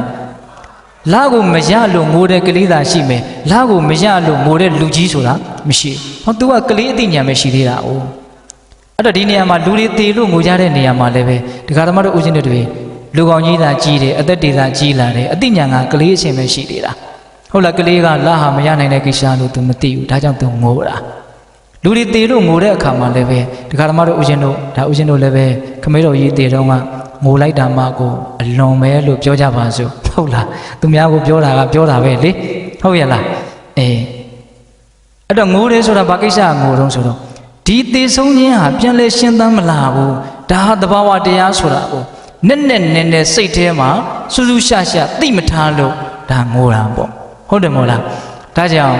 သေသူကိုတန်းတန်းပြီးတော့ငိုကြွေးခြင်းဒီလာကိုမရလို့ငိုတဲ့ကလေးလိုပဲဆိုတဲ့ဥပမာစကားဟာလည်းပဲစဉ်းစားစရာကောင်းတယ်လို့ဒါဦးဇင်းထင်တယ်ဟုတ်ရဲ့လားဒါကဇနီးကပြောတဲ့စကားပေါ့နောက်ဆုံးတစ်ယောက်ကိုမေးတယ်မင်းကတော့ဘာတော့အိမ်ကကြုံမပါဒီအရှင်သခင်ဟာမင်းပေါ်မှာတော်ဆိုးပုံရတယ်တဲ့ဒါကြောင့်မင်းငိုတာမို့လားအဲ့တော့ဘာပြောလဲဆိုတော့အရှင်တဲ့ ဒီအရှင်သခင်ဟာအလွန်မှတနာကျင်နာတတ်တဲ့ကရုဏာနဲ့ပြည့်စုံတဲ့ပုဂ္ဂိုလ်ပါကျမပေါ်မှာလည်းအလွန်ကောင်းပါတယ်အဲ့လိုပြောတဲ့အခါကျတော့ကိုယ့်ပေါ်မှာအလွန်ကောင်းတဲ့လူတစ်ယောက်တည်ဆုံးသွားတာမင်းဘာကြောင့်မငိုလဲဆိုတော့ကျွန်မပြောတဲ့စကားကလည်းစိတ်ဝင်စားစရာပါပဲဘာလဲဆိုတော့သူကလူတည်တယ်ဆိုတာရေအိုးကြီးတစ်လုံးကွဲသွားသလိုပဲတဲ့နော်လူတည်တယ်ဆိုတာရေအိုးကြီးတစ်လုံးကွဲသွားတယ်ကွဲသွားတဲ့ရေအိုးဟာပြန်ပြီးတော့အကောင်းပကတိဆက်ဖို့ဆိုတာဘယ်လိုမှမဖြစ်နိုင်ဘူးပေါ့ဒါကြောင့်သူမငိုပါဘူးလို့ပြောတာအဲ့တော့ဦးဇင်းတို့ဒီနေရာမှာပြောလို့ရင်းကဟိုဇလန်းကတော့မဆုံးသေးဘူးနော်တရားမင်းကအဲ့ဒီမှာသဘောကျလွန်းလို့အဲ့ဒီသူတော်ကောင်းရဲ့အိမ်မှာယရနာ9ပါးပြည့်စုံစေပြီးမှတာဝရိန္ဒာကိုပြန်လဲဆိုပြီးတော့ဇလန်းကတော့အဲ့ဒီကြမှာဆုံးတာပါဟုတ်ရလားပြောလို့ရင်းကဗာလဲဗျာသိခြင်းတရားကိုစဉ်းစားဆင်ခြင်သောပုဂ္ဂိုလ်သည်ကိုယ်တိုင်သိတဲ့အခါမှာပဲဖြစ်ဖြစ်ကိုယ်နဲ့နီးစပ်ရာပုဂ္ဂိုလ်တွေသိတဲ့အခါမှာပဲဖြစ်ဖြစ်တည်တည်ငြိမ်ငြိမ်အေးအေးချမ်းချမ်းရှိပြီးတော့နေနိုင်တယ်ဆိုတဲ့အချက်ကိုဒါဦးဇင်းတို့အဓိကဦးစားပေးပြီးတော့ပြောချင်တာပါဟုတ်ရလားကိုယ်တိုင်သိတဲ့အခါမှာတည်တည်ငြိမ်ငြိမ်အေးအေးချမ်းချမ်းရှိမရှိဆိုတာကြီးကစမ်းသပ်ဖို့သိမလွယ်ဘူးလေဟုတ်လားအဲ့ဒါကရှုံးပြီဆိုရင်လည်းနောက်တစ်ချိန်ပြန်ပြီးတော့ဖြေဆိုခွင့်မရှိတော့ဘူးဗျဟုတ်တယ်မဟုတ်လားဟုတ်တယ်နော်ဒါကြောင့်သူများသိတဲ့အချိန်မှာငါတည်တည်ငြိမ်ငြိမ်ရှိမရှိဆိုတာကိုတော့ဒကာဓမ္မတို့ဦးဇင်းတို့နည်းနည်းစမ်းထားတဲ့နယ်လို့ထင်တယ်ဟုတ်ရလားအေးဒါကြောင့်ပိဿပေါင်းတော်ကောင်းတို့သိခြင်းတရားကိုစဉ်းစားခြင်းအပြင်အဘယောမကြောက်မရွံ့အတ္တမုံလောဝမတွေးမဝေတန်တော်တည်တည်ငြိမ်ငြိမ်ကာလံကရောတိသိခြင်းကိုပြုရလိမ့်မယ်အဲ့ဒီအကျိုးကျေးဇူးကလည်းမျက်နှိုးစရာမကောင်းဘူးလားကောင်းတယ်အဲ့ဒါဦးဇင်းတို့10ခုမြောက်အကျိုးကျေးဇူးပေါ့နော်အကျိုးကျေးဇူးက17ခုမြောက်ထိလာမှာဆိုတော့နောက်ဆုံးတစ်ခုကျန်နေတယ်နောက်ဆုံးတစ်ခုကလည်းပဲဘဝမှာအလွန်အရေးကြီးတယ်လို့ဦးဇင်းထင်တယ်အဲ့ဒါဘာလဲဆိုတော့အမတန်စေနာတိကတောသောတုဂတိပရာယနောတဲ့အမတန်စေနာတိကတောနောက်ဆုံးနော်နိဗ္ဗာန်ချမ်းသာကိုမရသေးဘူးဆိုရင်ယဟန္တာအဖြစ်ကိုမရောက်သေးဘူးဆိုရင်ယဟန္တာဖြစ်ရင်တော့နောက်ထပ်ဘဝဆက်ဆရာအကြောင်းမရှိတော့ဘူးပေါ့ဗျာနော်ယဟန္တာဘဝရဲ့သုတိရဲ့ချမ်းသာမှာနောက်ထပ်ဘဝဖြစ်ဆရာအကြောင်းမရှိတော့ဘူးအဲ့ဒါလို့အမတန်စေနာတိကတောအမတဆိုတဲ့နိဗ္ဗာန်ဓာတ်ကိုမရသေးဘူးဆိုလို့ရှိရင်သောတုဂတိပရာယနောအဲ့ဒီပုဂ္ဂိုလ်ဟာကောင်းမြတ်မြတ်ရာကိုပဲရတဲ့ရာအကြောင်းရှိတယ်တဲ့ကောင်းတဲ့ဘဝကိုသူရောက်လိမ့်မယ်လို့ပြောတာအဲ့တော့ဒီနေရာမှာဦးဇင်းတို့ဘဝဆိုတာနေုံနေလိုက်တာနဲ့ပြီးမှမဟုတ်ပဲကိုဗျတေချာပေါက်တေချာအောင်ပါနော်တေးပြီးရင်လည်းပဲဘဝတစ်ခုဆိုတာနော်ကောင်းတာပဲဖြစ်ဖြစ်ဆိုးတာပဲဖြစ်ဖြစ်ကံအားလျော်ဆိုတာမရပြီဘူးလားရမယ်အဲ့တော့ကောင်းတာလေးရဖို့အရေးမကြီးဘူးလားအရေးကြီးတာပေါ့ဗျအရေးကြီးတာပေါ့ဟုတ်ရဲ့လားဘဝကောင်းလေးရဖို့အရေးကြီးတာပေါ့အဲ့တော့သိခြင်းတရားကိုစဉ်းစားခြင်းဖြင့်ဘဝကောင်းကိုရနိုင်တယ်ဆိုတဲ့နေရာမှာဘာကြောင့်လဲဆိုတဲ့မေးခွန်းကိုမေးစီခြင်းတယ်နော်ဒကမာကြီးတွေသိခြင်းတရားကိုစဉ်းစားတာနဲ့အဲ့ဒီလူကဘာဖြစ်လို့ဘဝကောင်းကိုရသွားတာတော့ဘာကြောင့်လဲဆိုတာလေးကိုမေးစီခြင်းတယ်ဦးဇင်းတို့စဉ်းစားမိတာလေးပြောမယ်နော်သိခြင်းတရားကိုစဉ်းစားတဲ့ပုဂ္ဂိုလ်ဒီအကုသိုလ်ကိုဆက်ဆုပ်ဖို့သိကြတယ်နော်သိခြင်းတရားကိုစဉ်းစားတဲ့ပုဂ္ဂိုလ်ဒီအကုသိုလ်ကိုဆက်ဆုပ်လိမ့်မယ်ကုသိုလ်ဒီအာကိုရာတစ်ခုဆိုတာကို तू ကောင်းကောင်းသဘောပေါက်တဲ့အတွက်ကြောင့်ကုသိုလ်ကောင်းမှုကို तू သိကြပေါက်ပြုလိမ့်မယ်ဟုတ်တယ်လားအေးအကုသိုလ်ကိုဆက်ဆုပ်သောကုသိုလ်ကိုမြတ်နိုးသောပုဂ္ဂိုလ်မှာကောင်းရာမရောက်ရင်ဘယ်သူကောင်းရာရောက်မလဲစဉ်းစားတယ်ရှိတယ်နော်ဒါကြောင့်သိခြင်းတရားကိုစဉ်းစားရင်ဘာကြောင့်ကောင်းရာမြတ်ရာကိုရောက်နိုင်တယ်လဲဆိုရင်အကုသိုလ်ကိုဆက်ဆုပ်ပြီးတော့ကုသိုလ်ကိုမြတ်နိုးတဲ့အတွက်ကြောင့်ဒီပုဂ္ဂိုလ်ကောင်းရာကိုရောက်ရတယ်ဓာတ်ထက်လေးနဲ့တဲ့ရှုထောင့်တစ်မျိုးပြောကြည့်အောင်မယ်နော်သိခြင်းတရားကိုစဉ်းစားရင်ဘာကြောင့်ကောင်းတဲ့နေရာရောက်နိုင်လဲနော်ဓာတ်ထက်လေးနဲ့တာလေးကိုအရင်ပြောကြည့်ခြင်းတယ်အဲ့ဒါဘာလဲဆိုတော့သိခြင်းတရားကိုလက်တွေ့စဉ်းစားကြည့်ပါစိတ်ထဲမှာကြီးနေတဲ့လောဘတွေတေးသွားတာကိုလက်တွေ့တွေ့ရပါလိမ့်မယ်နော်ငါဒီနေ့သိရမှာပါငါသိလို့ပါအခိုက်အတန့်မျှပါဟုတ်လားမြဲထာဝရမဟုတ်ပါဘူးဆိုရင်အကုန်လုံးစိတ်တွေလည်းလျှော့ပြီးတော့ယော့ပြီးတော့ဘာဖြစ်သွားတော့လူကနေတာထိုင်တာအလွန်ကိုတက်တာသွားတဲ့အရာတာကိုမခံစားရဘူးလားခံစားရတယ်တဲ့တယ်ပြောရရင်သိခြင်းတရားကိုစဉ်းစားရင်လောဘဒေါသနည်းသွားတာပဲလောဘဒေါသနည်းသွားလေလေဒီစိတ်ဟာအည်အသွေးရှိလာလေလေပဲတကယ်တမ်းကတော့ဟုတ်တယ်မဟုတ်လားဗျာဒီစိတ်ကအည်အသွေးဘာကြောင့်မရှိတာတော့အရှင်းဘာကြောင့်မမြင့်တာတော့ဆိုတော့လောဘဒေါသတို့ရဲ့ဖုံးလွှမ်းခြင်းကိုခံရလို့ဒီစိတ်ဟာအည်အသွေးမရှိတာအရှင်းမမြင့်တာဟုတ်လားအဲ့တော့သိခြင်းတရားကိုစဉ်းစားရင်စိတ်ကိုအည်အသွေးမရှိအောင်အရှင်းနှိမ့်အောင်နှိမ့်နေတဲ့နော်စိတ်ကိုညှဉ်းနှွမ်းအောင်မတန့်ရှင်းအောင်ပြုနေတဲ့ဒီလောဘဒေါသတွေနည်းမသွားဘူးလားနည်းသွားတယ်လောဘဒေါသနည်းသွားရင်ဒီစိတ်သည်တန့်ရှင်းလာမယ်စင်ကြယ်လာမယ်ဖြူရှင်းလာမယ်အည်အသွေးရှိလာမယ်အညစ်အကြေးကင်းလာမယ်စိတ်ရဲ့အည်အသွေးဟာပုပ်ပုပ်ပြီးတော့ကောင်းလာတယ်လို့မဆိုနိုင်ဘူးလား တဲ့တဲ့ပြောရရင်တေခြင်းတရားကိုစဉ်းစားရင်စိတ်ဓာတ်ကလေးတွေပူပူကောင်းကောင်းလာတယ်လို့ပြောတာတေခြင်းတရားကိုမစဉ်းစားရင်တက္ကာယဒိဋ္ဌိကအလွန်ကြီးတာငါဆွဲအလွန်ကြီးတာတငါတဲ့ငါပြီးတော့နော်ဘာဖြစ်တော့အလွန်အတ္တကြီးပြီးတော့အဲ့ဒီပုဂ္ဂိုလ်ဟာအလွန်အကုသိုလ်များတယ်သဘောပေါက်ရဲ့လားဒါကြောင့်ပိဿပေါင်းသူတော်ကောင်းတို့တေခြင်းတရားကိုစဉ်းစားခြင်းအပြင်နော်ကြီးမားနေတဲ့အတ္တတွေနေမသွားနိုင်ဘူးလားနေသွားနိုင်တယ်ဒါကြောင့်ဦးဇင်းတို့မစိုးရင်စတော်ကြီးကပြောတာနော်ဗမာပြည်ကြီးဘာလို့မတိုးတက်တာတုံးနဲ့နော်ဒီတေခြင်းတရားကိုမေ့ပြီးတော့အကြာကြီးလို့ထင်ပြီးတော့တက္ကာယဒိဋ္ဌိအတ္တတွေအာကြီးပြီးတော့ကိုဂျိုးကြီးအတင်းလုံနေကြလို့ဗမာပြည်ကြီးမတိုးတက်တာတဲ့ဒါဆရာတော်ကသူ့ရှုထောင့်နဲ့သူပြောတာပဲဦးဇင်းကတော့သဘောတူတယ်ဗျာဟုတ်လားတက္ကကြီးဒီမကြီးများတော့မသိဘူးဟုတ်လားဒါကြောင့်ဦးဇင်းတို့ဒီမှာဒါလက်တွေ့နားလည်နိုင်တယ်နော်တက္ကကြီးဒီမကြီးများနော်တေခြင်းတရားကိုစဉ်းစားရင်စိတ်ဟာတဖြည်းဖြည်းနဲ့တန်ရှင်းတယ်စင်ကြယ်တယ်ဆိုတာကတော့လက်မခံလို့မရဘူးအခုစဉ်းစားကြည့်ရင်အခုပဲစိတ်ဟာငြိမ်သွားတာကိုတွေ့ရမယ်အေးသွားတာကိုတွေ့ရမယ်တတ်တာပေါ်ပါသွားတာကိုတွေ့ရလိမ့်မယ်တစ်စက်တည်းမှာပဲဟာငါကောင်းတာလေးတော့လုံအောင်မဆိုတာလေးလေတောက်လျှောက်ဖြစ်မလာဘူးလားသိကြတာကတော့စိတ်ဟာပိုကောင်းလာတယ်ဆိုတာသိကြတယ်ဟုတ်ရလားအေးစိတ်ကောင်းပြီဆိုလို့ရှင်ကောင်းတဲ့ဘဝရပြီပေါ့ဟုတ်ဦးဇင်းတို့မေဇိမနေကေမှာဝတ္တသုတ်တံဆိုတာရှိတယ်လေဝိတ္တသုတ်တံဒါဦးဇင်းတို့ကြိုက်လုံးလို့ခဏတိုင်းတချို့တရားတွေထဲမှာထည့်ထည့်ပြီးတော့ဟောတာရှိတယ်ဒါအခုလည်းပဲထည့်ပြန်ပြီပေါ့ဟုတ်လားအဲ့ဒီဝိတ္တသုတ်တံမှာမြတ်စွာဘုရားကအဝတ်ထေနဲ့ဥပမာပေးပြီးတော့ဟောတာချက်သားတို့တဲ့စီကြီးတွေနဲ့ပေကြံပြီးတော့ညစ်ပတ်ပေးရင်းနေတဲ့အဝတ်စုပ်ပေါ်ပကြီးစရာဟာသူကြိုက်တဲ့ဆေးရောင်ခြေလို့မရနိုင်ဘူးတဲ့နော်ကြီးတွေညော်တွေနဲ့ညစ်ပေနေတဲ့အဝတ်နွမ်းပေါ်မှာပကြီးစရာဟာသူကြိုက်တဲ့ဆေးရောင်ခြေလို့မရနိုင်ဘူးနော်အဝတ်နွမ်းကြီးပေါ်မှာညစ်ပေနေတဲ့အဝတ်ကြီးပေါ်မှာအနီရောင်ဆိုးလို့လည်းအနီရောင်ထွက်လာမှာမဟုတ်ဘူးဟုတ်လားအနီရောင်ဆိုးလည်းအောက်ကညွညစ်ညစ်တွေနဲ့ရောပြီးတော့အမျိုးအမည်ဖော်ပြလို့မရတဲ့အယောင်တွေပဲထွက်လာမှာနော်ကိုကြိုက်တဲ့အယောင်ခြေလို့မရနိုင်ဘူးအဝါခြေလို့အဝါမထွက်ဘူးဟုတ်လားထွက်ချင်တဲ့အယောင်ထွက်မှာနော်အေးညစ်နွမ်းတဲ့အဝတ်ပေါ်မှာပကြီးစရာတွေကိုကြိုက်တဲ့အယောင်ခြေလို့မရတယ်လို့ညစ်နွမ်းတဲ့စိတ်ဖြင့်ကိုကြိုက်တဲ့ဘဝကောင်းတွေကိုမရနိုင်ဘူးတဲ့မြတ်စွာဘုရားကဟုတ်လားဘာဖြစ်လို့လို့စိတ်ကြီးကညစ်နေလို့ပါတဲ့ခုနတုန်းကပကြီးဆရာလည်းဘာဖြစ်လို့သူကြိုက်တဲ့ဆေးရောင်မချင်နိုင်တာတော့အဝတ်ကြီးကညစ်နေလို့ပါတဲ့ဟုတ်လားကိုကြိုက်တဲ့အယောင်ခြေလို့ရကျင်တယ်ဆိုရင်အဝတ်ကြီးမညစ်ဖို့လိုတယ်ပေါ့ကိုကြိုက်တဲ့ဘဝကောင်းကိုရကျင်ဒီစိတ်ကြီးမညစ်ဖို့လိုတယ်ပေါ့ဒီစိတ်ကိုမညစ်အောင်ဒီသေခြင်းတရားကိုစဉ်းစားတဲ့မရဏနုတ္တိကမ္မထံကအကျိုးကျေးဇူးမပြုနိုင်ဘူးလားဗျာပြုနိုင်တယ်ဒါကြောင့်စိတ်မညစ်ရင်ဘဝမညစ်ဘူးတနည်းအားဖြင့်ဘဝကောင်းကိုရမယ်အဲ့ဒါကိုလည်းမြတ်စွာဘုရားကဥမာနဲ့ပြောတာပါပဲဝေကလေးကဖြူစင်တောက်ပပြီးတော့တကယ်ကိုတန့်ရှင်းနေတယ်ဆိုရင်တော့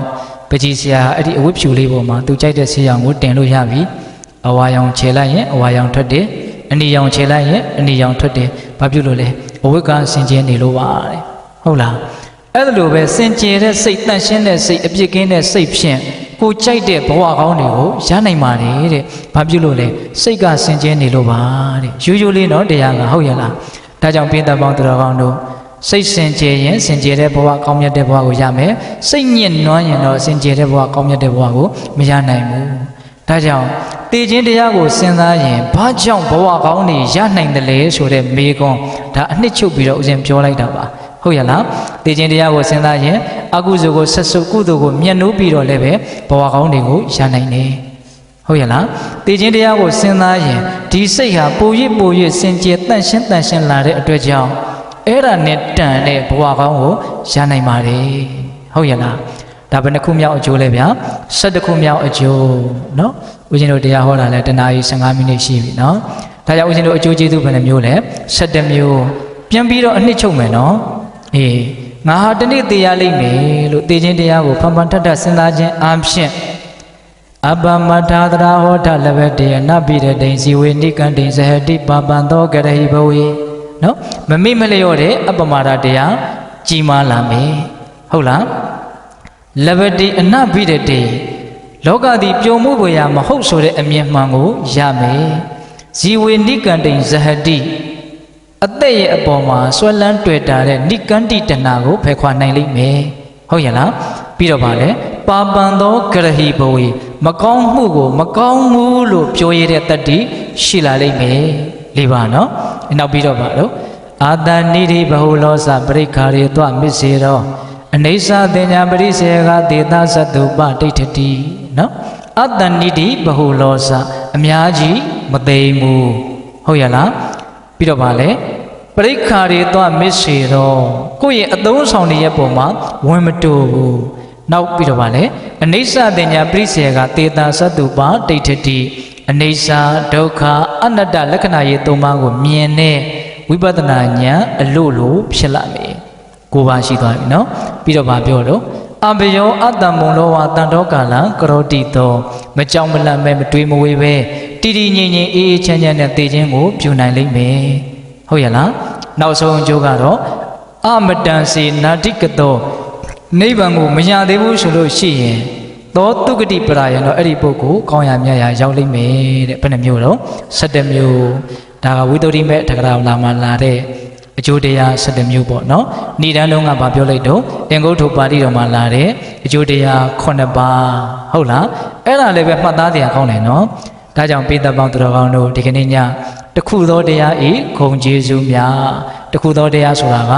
သေခြင်းတရားကိုဖန်ဖန်ထထတတိရတဲ့မရဏနုတ္တိကမ္မထံကိုဆိုတာပါဂုံကျေးဇူးများဆိုတာကယခုပြောခဲ့တဲ့မြတ်စွာဘုရားဟောထားတဲ့ဂုံကျေးဇူး9ပါးရဲ့ဝိသုဒ္ဓိမေထကရာမှာလာရှိတဲ့ဂုံကျေးဇူး17မျိုးရဲ့ဟုတ်ရလားဒါကြောင့်ပိဿပေါင်းသူတော်ကောင်းတို့ဒီအကျိုးကျေးဇူးတွေကိုရရှိပြီးတော့တကယ်စစ်မှန်တဲ့သူတော်ကောင်းတွေဖြစ်အောင်သေခြင်းတရားကိုဖန်ဖန်ထထစဉ်းစားဆင်ခြင်ပြီးတော့နောက်ဆုံးမဉ္ဇဉ်ဘုံညာမျက်နှိပ်ပံကိုမျက်မှောက်ပြုနိုင်ကြတဲ့သူတော်ကောင်းတွေဖြစ်ကြပါစေလို့ဦးဇင်းတို့ဆန္ဒပြုပြီးတော့